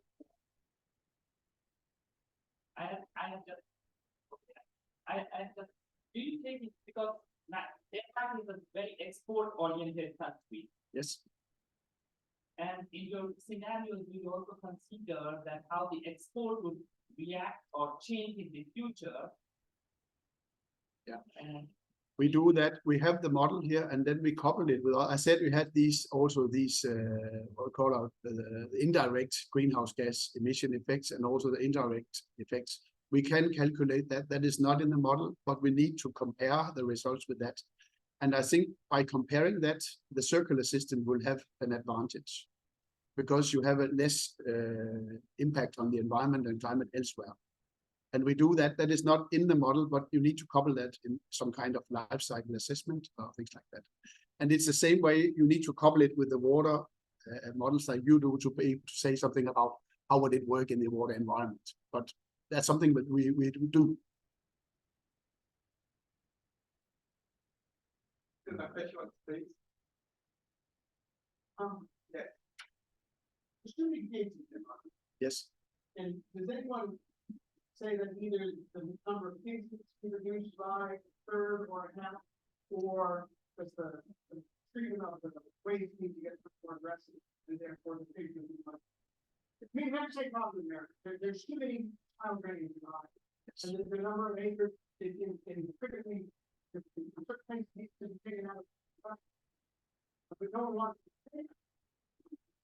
And so in sort of recovery, gives you a chance to put it in the price. And that's what the model is designed for. And we get the questions from the government. What if, like for instance, we halve the pig production? The thing is that this is also economy, but we can then calculate and see what will it be. What is one of the scenario I showed here was also taking out the drained land for permanent grass and so on. But the thing is that pigs cannot eat grass. But with the biorefinery, actually, it is possible. And all these things, so we can do these calculations. We can compare a reduced pig production scenario to a scenario where instead we couple with technologies. And then we could calculate all these things. And but I must say the model is designed for maybe until plus minus 20%. If we do more than that, I would say we need other assumptions. But that's, we are asked to do that. So we have it. Most of it is in Danish, but we are doing it for the Danish government, because we have a reduction target of 70% reduction in greenhouse gases by 2030 or 50, I think. And then we have also this nitrate and water framework directive, where there are some whole regions where we need even half the leaching, and I think you have the same in Ireland. So and the one solution to that is, of course, to close the livestock production for sure. But with other directions is also search. Yes. The farmers look at it, and there's a revolt against, the farmers who revolt.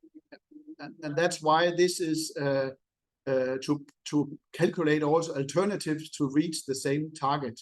For instance, we are coupling with these biorefinery circular systems, biochar, taking all the carbon peatland soils. We have I don't think you can do that in Ireland, but at least taking them out of production and rotation.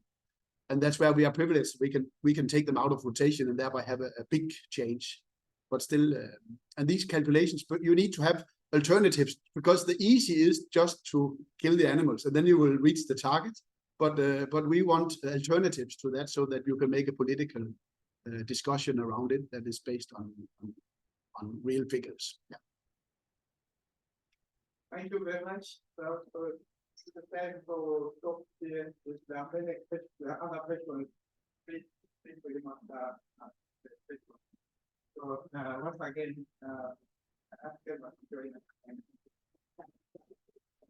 Thank you. And like Morten, we have this N workshop in Aarhus taking place in June. You can submit abstracts until February. And also there is a summer school on integrated nitrogen management for master students that Morten and I chair. together with Hokkaido University in Japan. So if somebody would like, you can go and check it or come to me. Also, if you want copies, we have this. Thank you.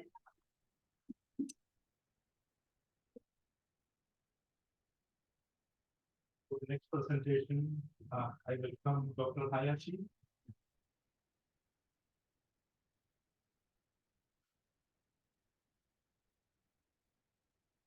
So thank you all having this great opportunity to thank the Secretariat today. And I'd like to talk about the two Japanese projects towards the sustainable nitrogen management. These are an ongoing project. So that's why my talk will be a tentative one, but I'd like to provide some insight through such a complementary two projects. So is that okay? Yes, don't worry. So regarding the nitrogen workshop in June, I already submitted my abstract to yeah, okay. Yeah. So I'm myself the biogeochemist, but much interested in the transdisciplinarity towards the sustainable nitrogen management. It means that the interdisciplinarity, not only natural science, but also social science and cultural science, that's the interdisciplinarity, and also tackling this challenge involving other stakeholders, that is transdisciplinarity. So I'm on behalf of the president introduce the two projects at the project leader of the one project. The other is here, Kazuya Nishina is now here, and the maybe the what? No. Yes,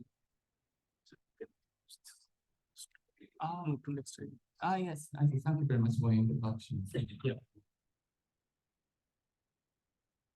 Yes. So this is the story of Japan. But I hope that it gives some insight for your own countries' programs and projects. So now we are trying to science policy stakeholder engagement.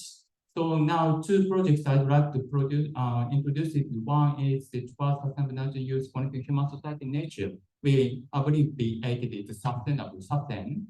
And the other is comprehensive Japanese nitrogen management for reducing nitrogen waste. It is abbreviated as JPN waste. So two projects are complementary, but the focus is a bit different.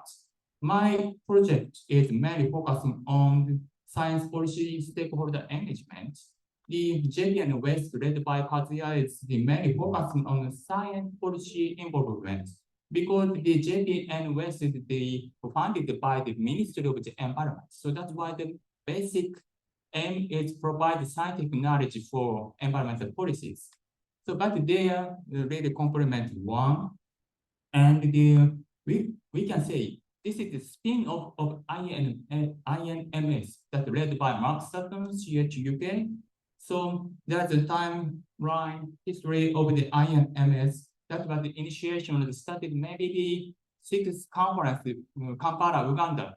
There was a conversation. And the INMS taken a long time to in the original duration, but they postponed due to the COVID-19. And now it officially ends. And the International Nitrogen Assessment will be published, hopefully this summer. So we also contribute to the INA as an editor or author. And my project is the spin-off of that spin-off of INMS. And the JPN West is also a spin-off of my project, so sister project each other. So that's why these two projects can be a spin-off from INMS. That's it. So Mark always said INMS is the catalyst. Yes, it's actually. And first, I'd like to introduce about my project briefly. So there are relevant presentations at this conference. These are the relevant ones. So already ended, but some presents you see tomorrow or day after tomorrow. And the basic concept of this project is how to reduce the nitrogen waste. So we use huge amount of nitrogen, but the most of which lost to the environment as a reactive form. So that is the basic causes of the nitrogen pollution. And the story is very simple.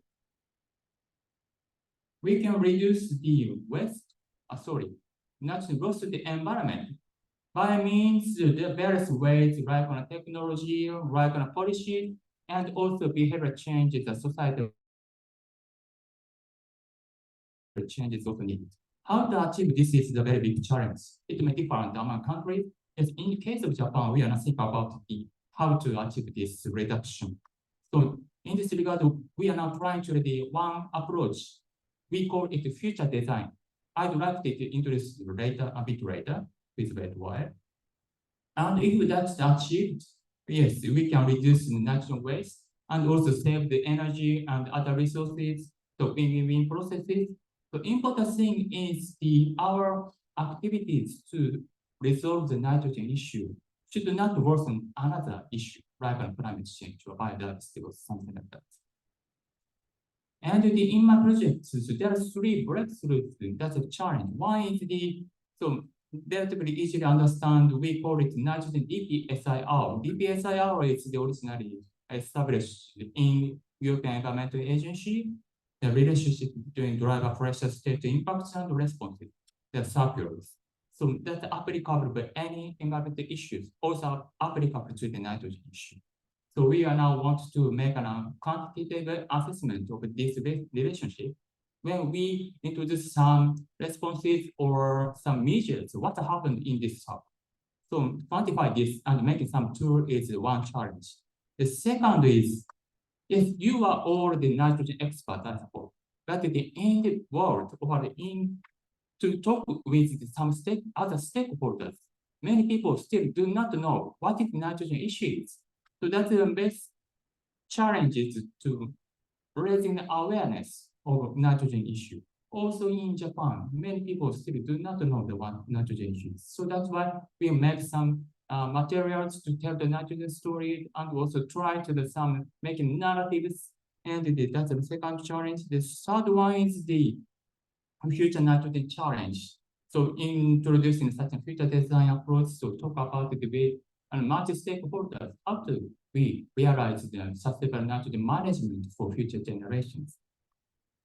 And this is some conceptual figure of my project. So spatial resolution, there is, for example, very small one. We can call it the bottom-up approach, including the community scale, watershed scale, and the regional scale, national scale, and of course, in the top-down approach, we also commit to the working group of nitrogen under the GPNM of UNEP. And also we also support the Ministry of the Environment, Japan, that is now focal point of the GPNM and nitrogen working group.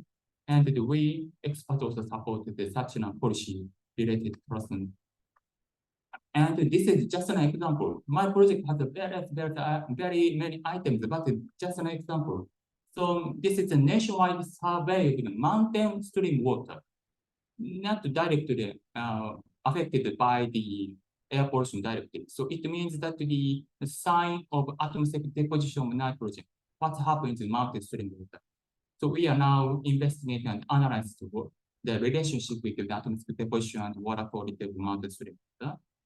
And the second example is that I made the leaflet or brochure to tell about the nitrogen story. That can be in a four-fold brochure, can story the nitrogen story briefly. So when people get this, so everyone has the different thoughts or opinion. So that can be a good start point of discussion. I have a various number of copies now. So if you okay, so would you please distribute it? The number is limited. So if you want to please pick up a copy. And the other people talk about what the future design is. So present decision is very often ignore future generation because they are not here. Yes, true. Then we can think about past design. It's called past design. To me, tell story. So we can think the present connecting with the past. How the past decision is reached to the present situation. If we move this time course to the future, So we think about the past means the present, as an imaginary future person. That's the basic concept of future design. I'd like to provide the more concrete information at the nitrogen workshop in August, June. I propose the nitrogen communication session that adapted. So please, if you available, please join us.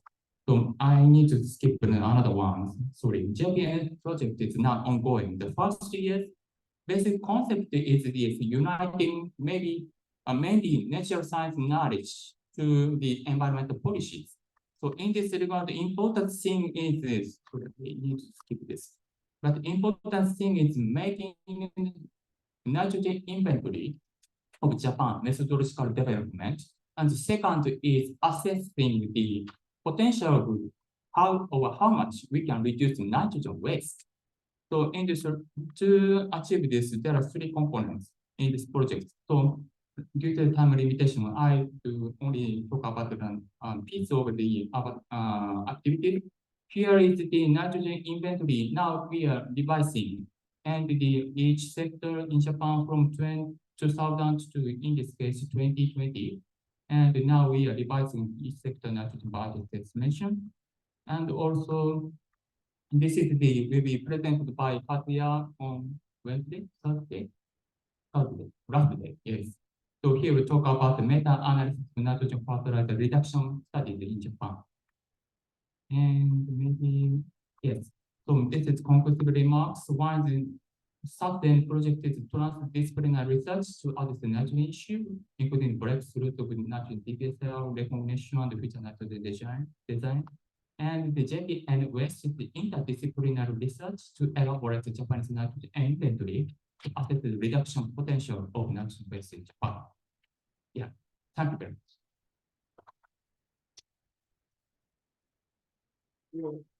Very interesting presentation. Time for questions.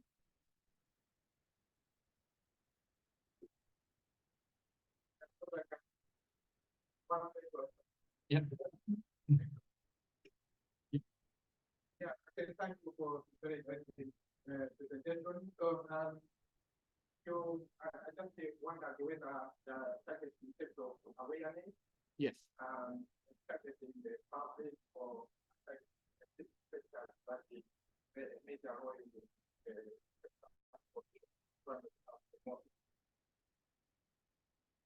yeah, thank you for the question. So targeting is dependent on approach. So in many cases, my project to involve all the targets. I mean that, for example, public, farmer, policy-related person, and of course experts, not the nitrogen experts, and also the educator is very important to inherit our knowledge to the children and for future generations. So that's why in this regard, approach should be different to the targets. So that's also the big challenge at the hydroelectric project. Thank you very much. 2 minutes is not ready to move to another presentation. Let's thank the presentation.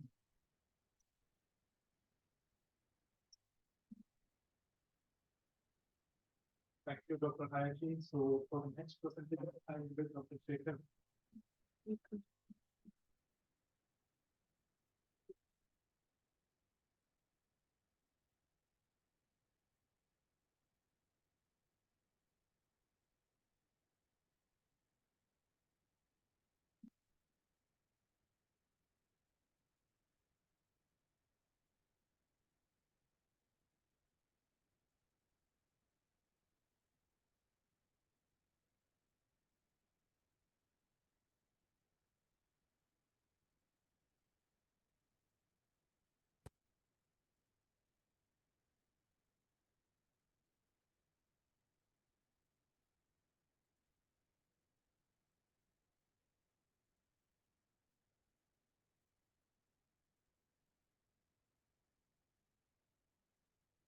Hi everyone, I'm Shekhar Goyal, a PhD student from IIT Gandhinagar. So I will be presenting my work on agricultural pollution in interstate trade network. I will be thanking my collaborators, Rohini Kumar, Dr. Udit Bhatia, and Raviraj Dave. So let me start with the problem that we are facing. So United Nations has set a goal to end hunger by 2030. But if we go towards the sustainability development goal, and if we have to remove hunger by 2030, we have to introduce a large amount of fertilizer into our system to increase the yield and provide food crops. So, but this increased amount of fertilizer will end up in our river system and in our atmosphere, polluting our already polluted resources. So particularly in case of India, India is a hotspot for nitrogen pollution, as you can see in this figure. And with our projected increase in future population, our demand for future crop is also increasing, which needs to be sufficed by increased amount of nitrogen fertilizer, which in place will cause increased amount of pollution in our already polluted systems. So this problem of agricultural nitrogen pollution is not local but a global problem, where we can see news articles from both Europe, USA, and also particularly in India. States like Punjab, Haryana are having serious problem of nitrogen in terms of stubble burning, in terms of leaching, in terms of soil nitrogen pollution. So in particularly in literature, there are studies that have focused on how much there is nitrogen pollution in our agricultural systems. But what we wanted to know was how our trade system, or particularly our interstate trade system, pollutes or have a significant impact on the agricultural pollution in India. So for that, we first studied the nutrient budget for Indian agricultural system, specifically understanding how trade have some impact on them. We use nitrogen surplus as a proxy for nitrogen pollution, and further we divided it in terms of emission, in terms of grey water, and in terms of leaching. So let's start with the results, which first of all, we tried to trace the interstate flow of food crops from one state to another. So this is the rice trade, and then we mainly focused on rice and wheat trade in India because these are the staple crops of India. And we found that few states, like particularly in case of rice, Punjab, Haryana, are significant contributors towards maintaining national nutritional demand. So on an average level, these states are the major exporters for both rice and wheat.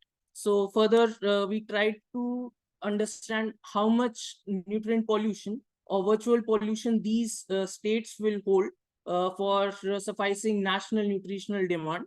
So we trace this to food trade network in terms of nitrogen pollution, and we saw like there's significant increased amount of nitrogen surplus along with phosphorus surplus that is being residing in states like Punjab, Haryana, and not only Punjab, Haryana, but also in states like Andhra Pradesh, Chhattisgarh, which were also major supplier for rice. So then we traced the exporters back to their importing states, like who are the consumer of these increased amount of crops, and how they are responsible for the nitrogen and phosphorus leaching in those exporting states. So we found that states like Punjab and Haryana, which importing states contributes toward how much amount of pollution in the production hubs of Punjab, Haryana, Chhattisgarh, and Andhra Pradesh. So not only that, we also analyze spatio-temporal evolution of these trading systems and how this spatio-temporal change in our trade practices and in trade networks causes a huge amount of pollution in these states like Punjab, Haryana. Particularly, you can see like Punjab, Haryana are the major food production hubs, and they are suffering from increased amount of pollution load in them. So then we tried to understand what will happen if, let's say, a hypothetical scenario in which each state is supposed to produce their own nutritional demand, or each state has to meet their own food production capability. So if interstate trade was not there and international trade was not there, and we are producing our own crop, then what will be the nutrient budget of those states, and how much pollution will those states suffice? So we found that mostly states like Uttar Pradesh, West Bengal, Maharashtra, Karnataka will, in terms of grey water, they will have a huge burden on them. So not only in terms of pollution, but also in terms of water, these importing states will become more polluted. And this shows how much importance the exporting states like Punjab, Haryana themselves are, which are not only becoming water poor by increased amount of crop production, are also becoming nutrient rich, which is causing a huge amount of nutrient pollution in them. So that's my talk. Thanks. Thank you for a very informative talk during this. So now I would like to invite questions.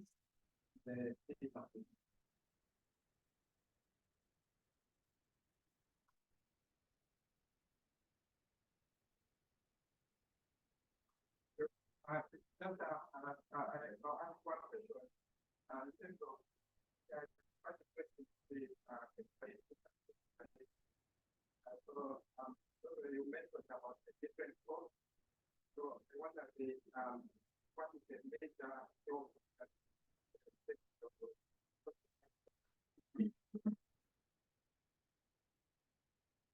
so particularly in India, it's rice, wheat, and maize. So yeah.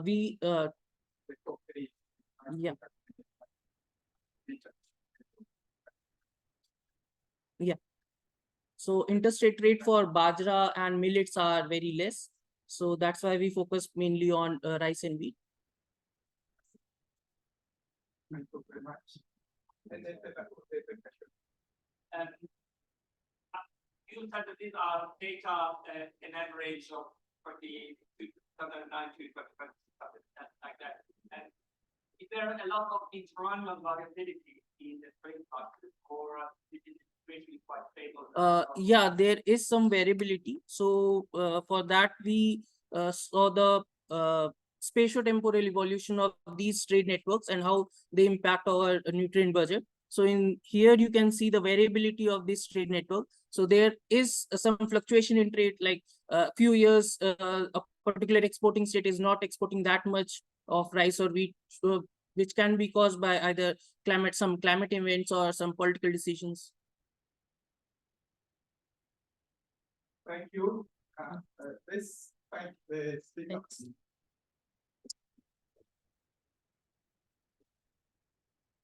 For the next presentation, I invite Dr. Subha Reddy.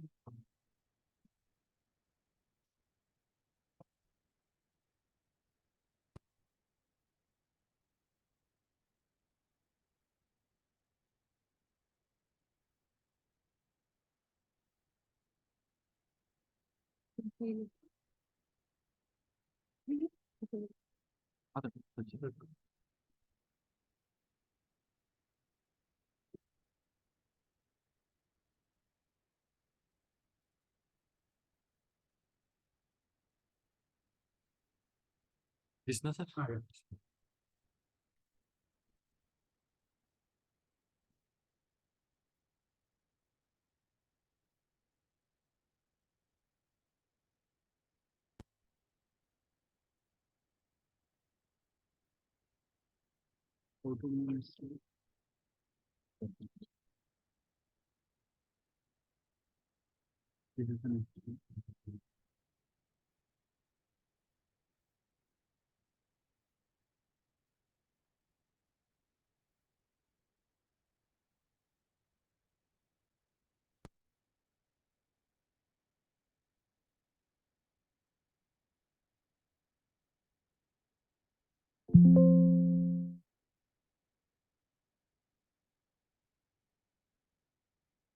Yeah, good evening to all.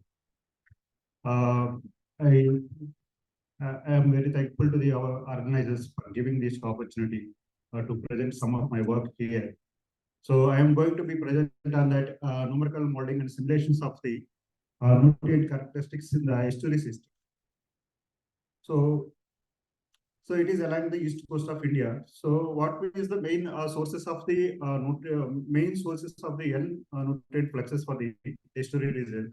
So we can see that the deposition of the atmospheric deposition and urban runoff and forest runoff, and we can see that agriculture runoff and the animal waste, all those things will come through the riverine system, and finally it will be deposited to the estuarine system. Then it will go to the coastal waters.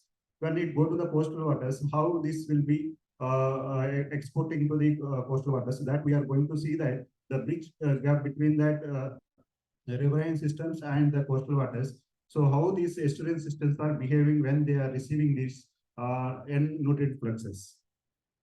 Then as a this is a conceptual, you can see that that a conceptual conservative behavior, that if you're coming from that from the upstream river upstream to the when it comes to that high saline water, so there is a gradually decreasing of the nutrient concentration, DAN concentration. If that is if it is a conservative, it is a linear decreasing. When if it is not that conservative, there is a end-to-end variation. We can see that there is no change in. Then if the system is induced with the more nutrients, it will be here, it is more than that what its capacity.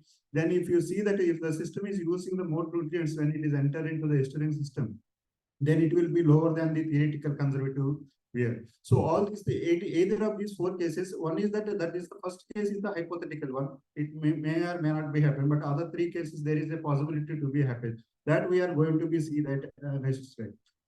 So there are the so much of work has been carried out. So along the entire the riverine systems of the Indian coast. So if you see that more number of riverine systems are there along that east coast of India, and if you see that for few riverine systems are there that west coast of India, but if you see that whatever is highlighted here, those are the, if you see that those are the riverine systems which is showing that high load of the inorganic nitrogen concentration, and you can see that how it that fluxes are also varying in those riverine systems.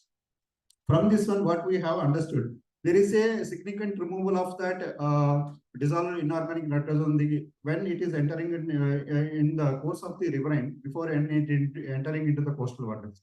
The relatively the lower flux of the DAN to the North Indian Ocean is confirming from the efficient retention of that DAN. So before the course of the estuarine, before reaching to the coastal water, when you see in that non-monsoon period, the DAN export is to the estuaries is more than estuaries to the ocean is more than that. The DAN export, which is coming from the land,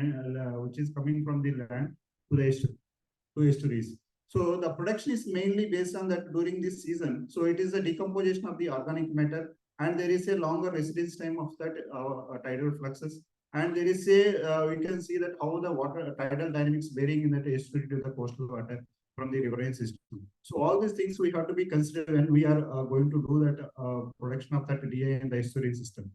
So the present study is focusing that there is a there are the total I have showed that so many riverine systems are there. Here we consider the three deltaic systems. One is that Ganges deltaic system. Another one is that Mahanadi deltaic system. Third one is that what it is showing red color is the Godavari deltaic system.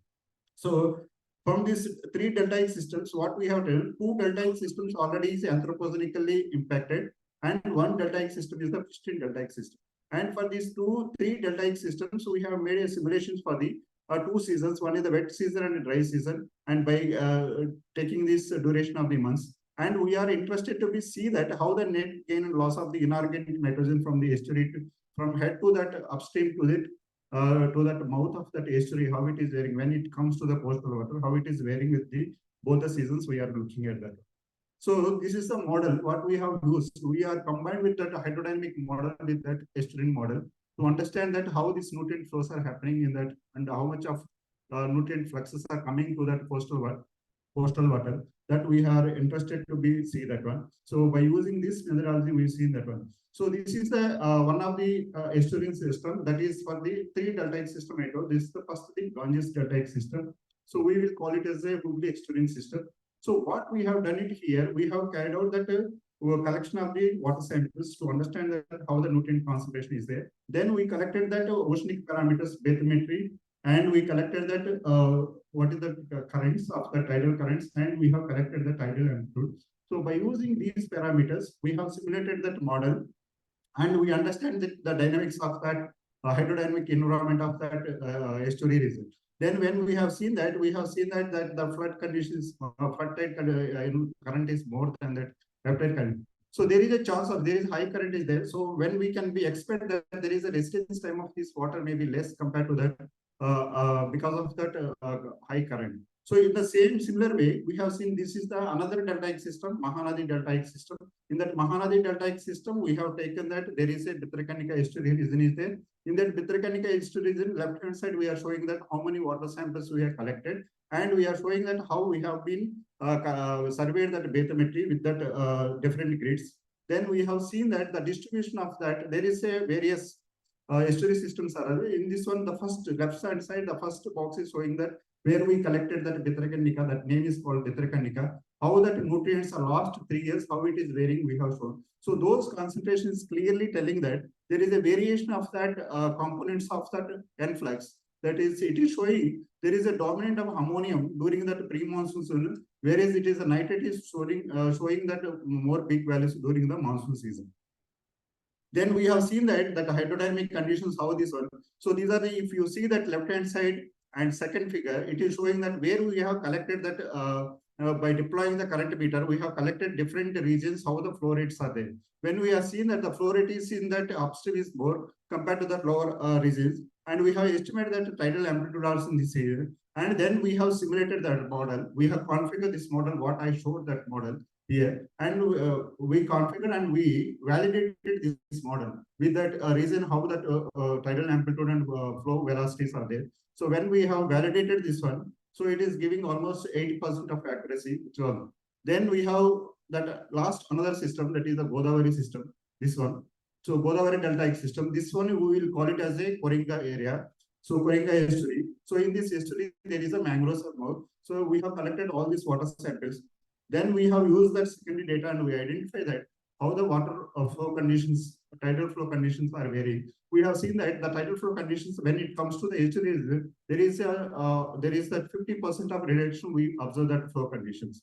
So with this one, the conclusion of these three, if you see that one, so how these three estuaries, so during that wet season, what is its discharge, and during the dry season, what is its discharge, and what is the mangrove cover area of these three estuaries regions, and what is tidal amplitude we have been represented here. And then we have seen that what we measured from the sampling. So we measure that from that one, we have seen this, how much it is varying that one. So this is the flash shot of that, how the nutrients are flowing from the upstream to the upstream to the through the estuaries to the coastal water. So this is the one of the component, N2024 component. Then we have estimated the all nutrient during the both the seasons. Two systems are showing that, so there is a loss of the influx, and one system is showing that there is a exporting, that is a positive value of exporting to that system, coastal waters. So what it is concluding that, it is clearly concluding that what we have seen, where the mangrove cover is more and all those things, the loss of the nutrients is more, and where the Christian system is there, so it is acting as a source to the coastal waters. That what we have find. So there we have seen that one paper published that Alango et al. Is published 2022. So he has shown that where the mangrove cover is more, so how the nutrient flux is importing, taking more nutrients, and how it is making loss of the nutrients to the coastal water. So that whatever we got results, it is very familiar to that what he published. So through the modeling system, and maybe some other reasons we have to be calculated that tidal residence time. That and also is playing the major role to see that loss of the nutrients.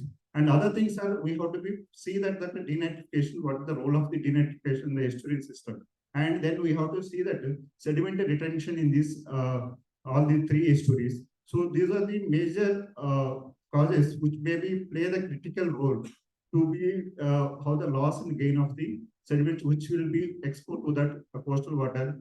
So that what we are finding from this study. Yeah, thank you.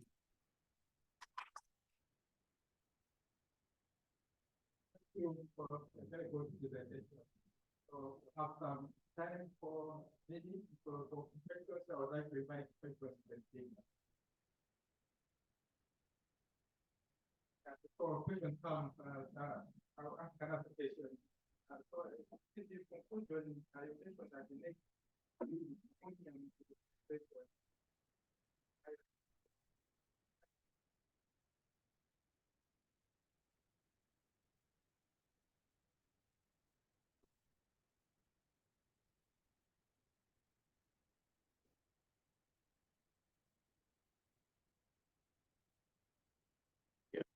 we are trying that so we mainly focus that mangrove systems what we have taken. So what we this ammonia is more decomposition of the mangrove jitter what we have taken instead of that chemical ammonia.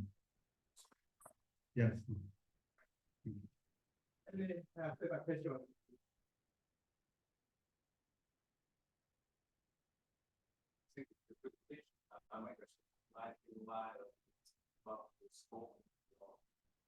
So maybe, but maybe what's the function of organic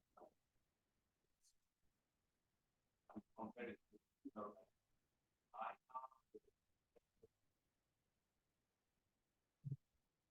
organic nitrogen concentration. Yeah, I have. Yeah, I haven't considered that organic. Yeah, I know. Right. That.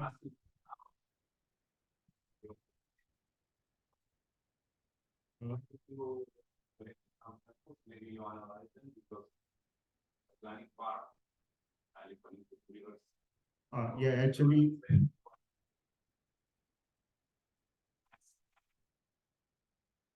It's true because I am not the biochemistry person, so to tell that one. So I also some of my colleagues maybe they will tell that one because they who are the co-authors. Thank you. And then one more question. Thank you. So, let's join the time. The next speaker. So next one we have for the flash presentation. 3 minutes. First speaker by Dr. Hari Krishna.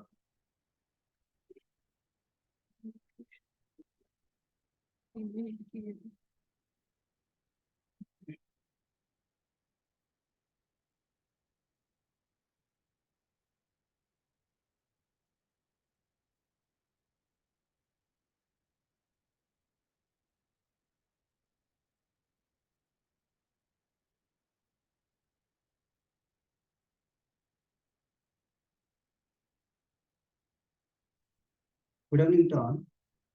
Now I am going to give presentation on seasonal variation in nitrogen cycling in regulating factors in the Eastern Arabian Sea. Just now my colleague discussed about the east coast of India.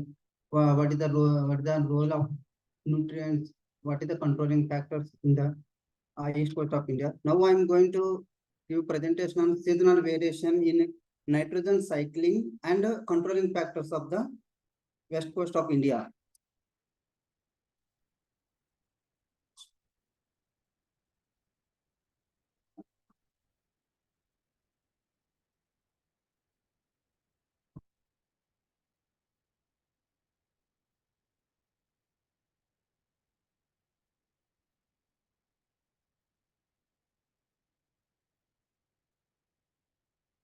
So because of what are the sources of contributing this HRN or coastal water? So these are all land-based nutrients. So agriculture runoff, urban runoff, forest runoff, the land-based nutrients finally drains into the coastal water through riverine system.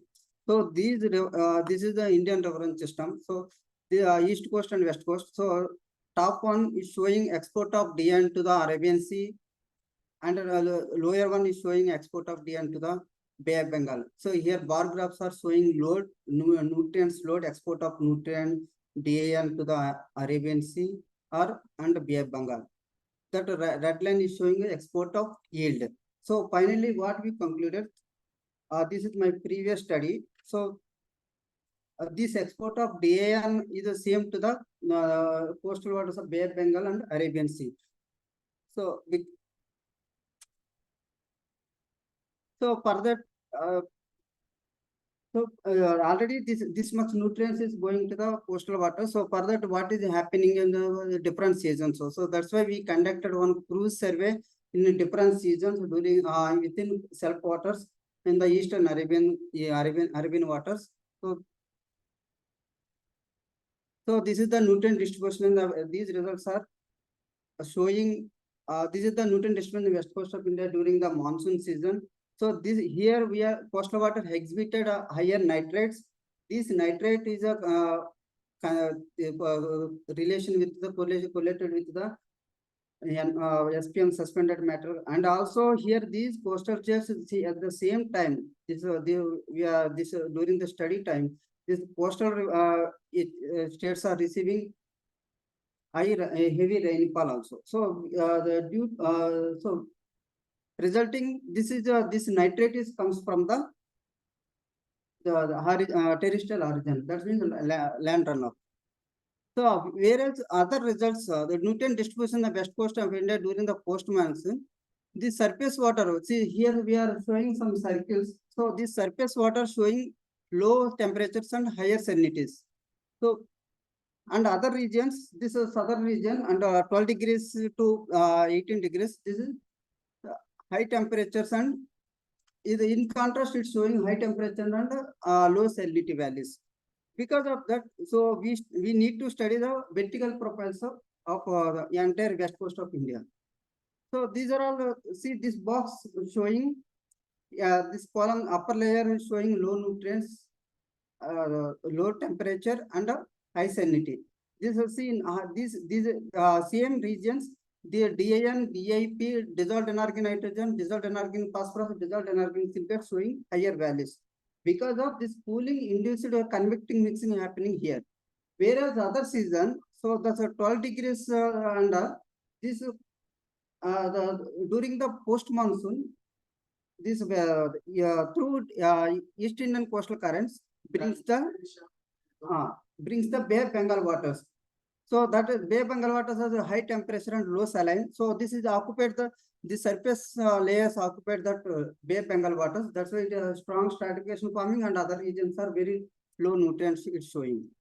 So these are the controlling factors of the different seasons. So this is the one is a nitrogen positive relation with SPM. This is indication this nitrate is coming from the terrigenous input.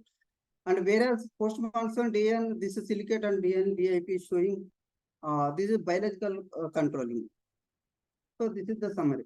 So this finally what we are giving. So during a monsoon season, runoff is the primary source for the nutrient, and whereas post monsoon, this water circulations is playing major role in the controlling the nutrients, and nutrients particularly. Thank you.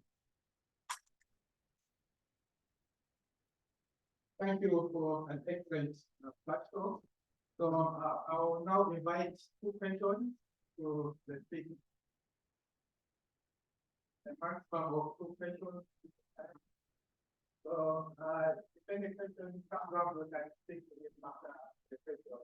So let's thank the speaker for. Thank you. Now we move to the next week, the final discussion of the session. I invite Dr. Panel.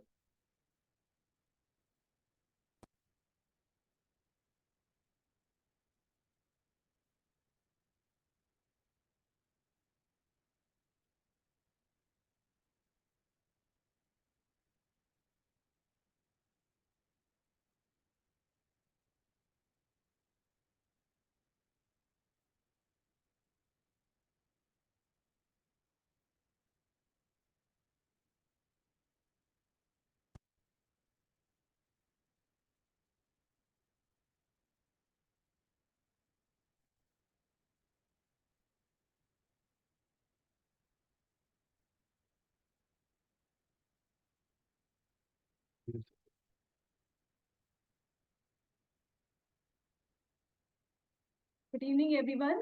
So this is a small flash talk. I'm going to just tell some of the results of survey study by my PhD students. I'm coming from MT University, Haryana, as we have already discussed, that Haryana and Punjab are the places of like agriculture production, high agriculture production, and a lot of studies have shown that there also the presence of nitrate in groundwater. So we have just, this is a result of showing how much the local population is getting affected by a survey study and the health effects they are showing. So this is just a background that groundwater contamination is happening, and this is actually taking into consideration both nitrate and fluoride, but I'll discuss more of nitrate because of its significance here. This is the study area. You can see that this is the part, and I'm focusing on Manesa and around that area. This we have taken 10 villages around this, and the main occupation, because this is an industrial area, so this is also having a lot of agriculture land as well as industrial activity, mostly motor industries. So it's not very water polluting, but still we have considered the two different land uses in this area. And these are the different villages which we have considered for survey study.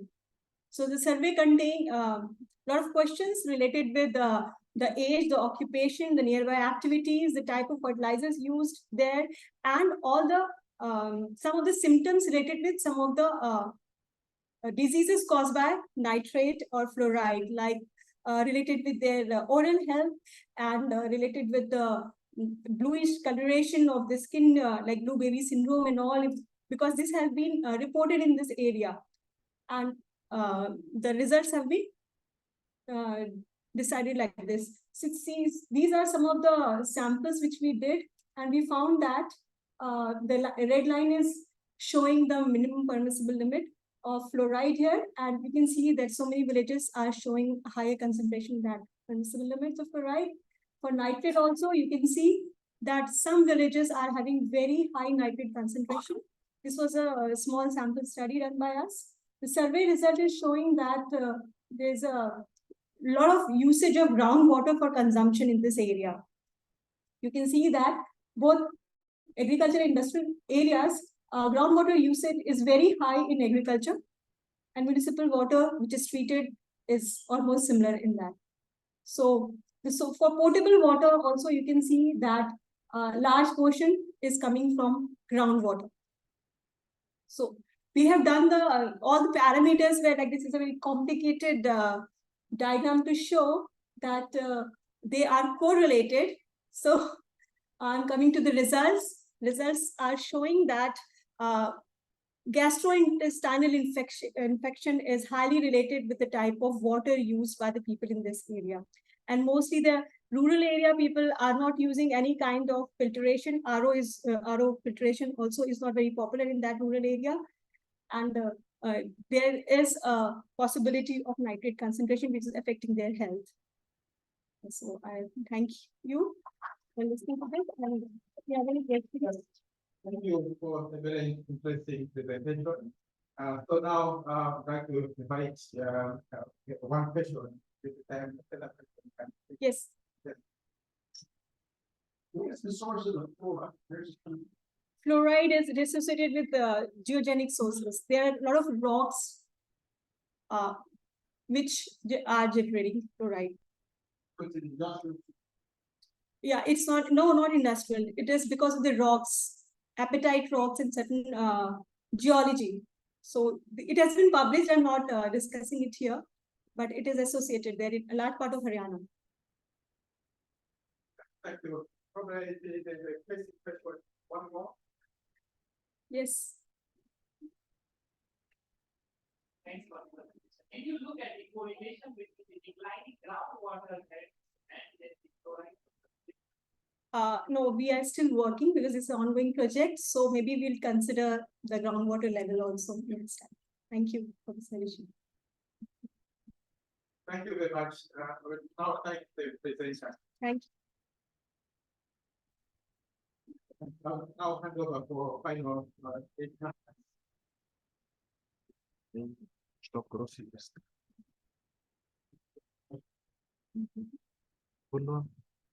Thank you all the speakers for wonderful presentation. Now I would like to request our co-chair to present token of appreciation to our all the presenters. First, I would like to call Dr. Rohini Kumar.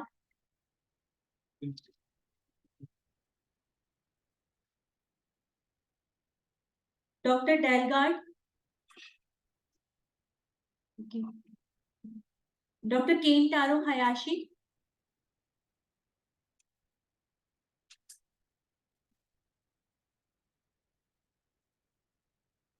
Shekhar Sharan Goyal.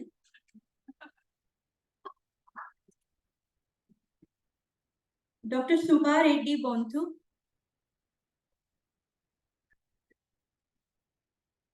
Dr. Hari Krishna Prasad Mamidala.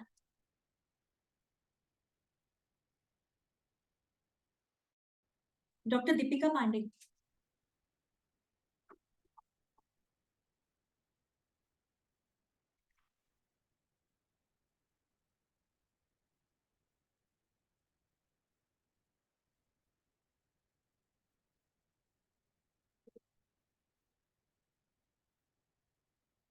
Thank you, Dr. Praveen, Dr. Lumni, for chairing this session. Now I would like to invite Dr. Kentaro Hayashi to felicitate our co-chairs. Dr. Kentaro Hayashi.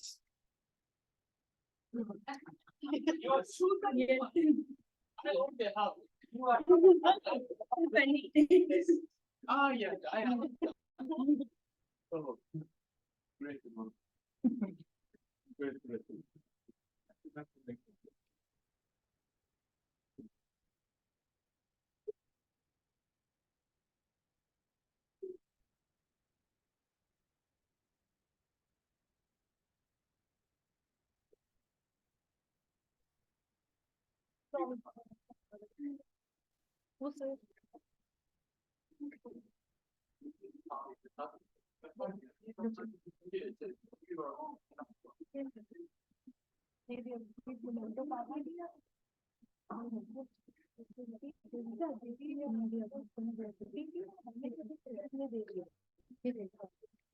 Thank you, everyone. We would now have a comfort break for 5 minutes. Then after that, we will assemble in the main auditorium hall for our cultural event. Thank you. Thank you.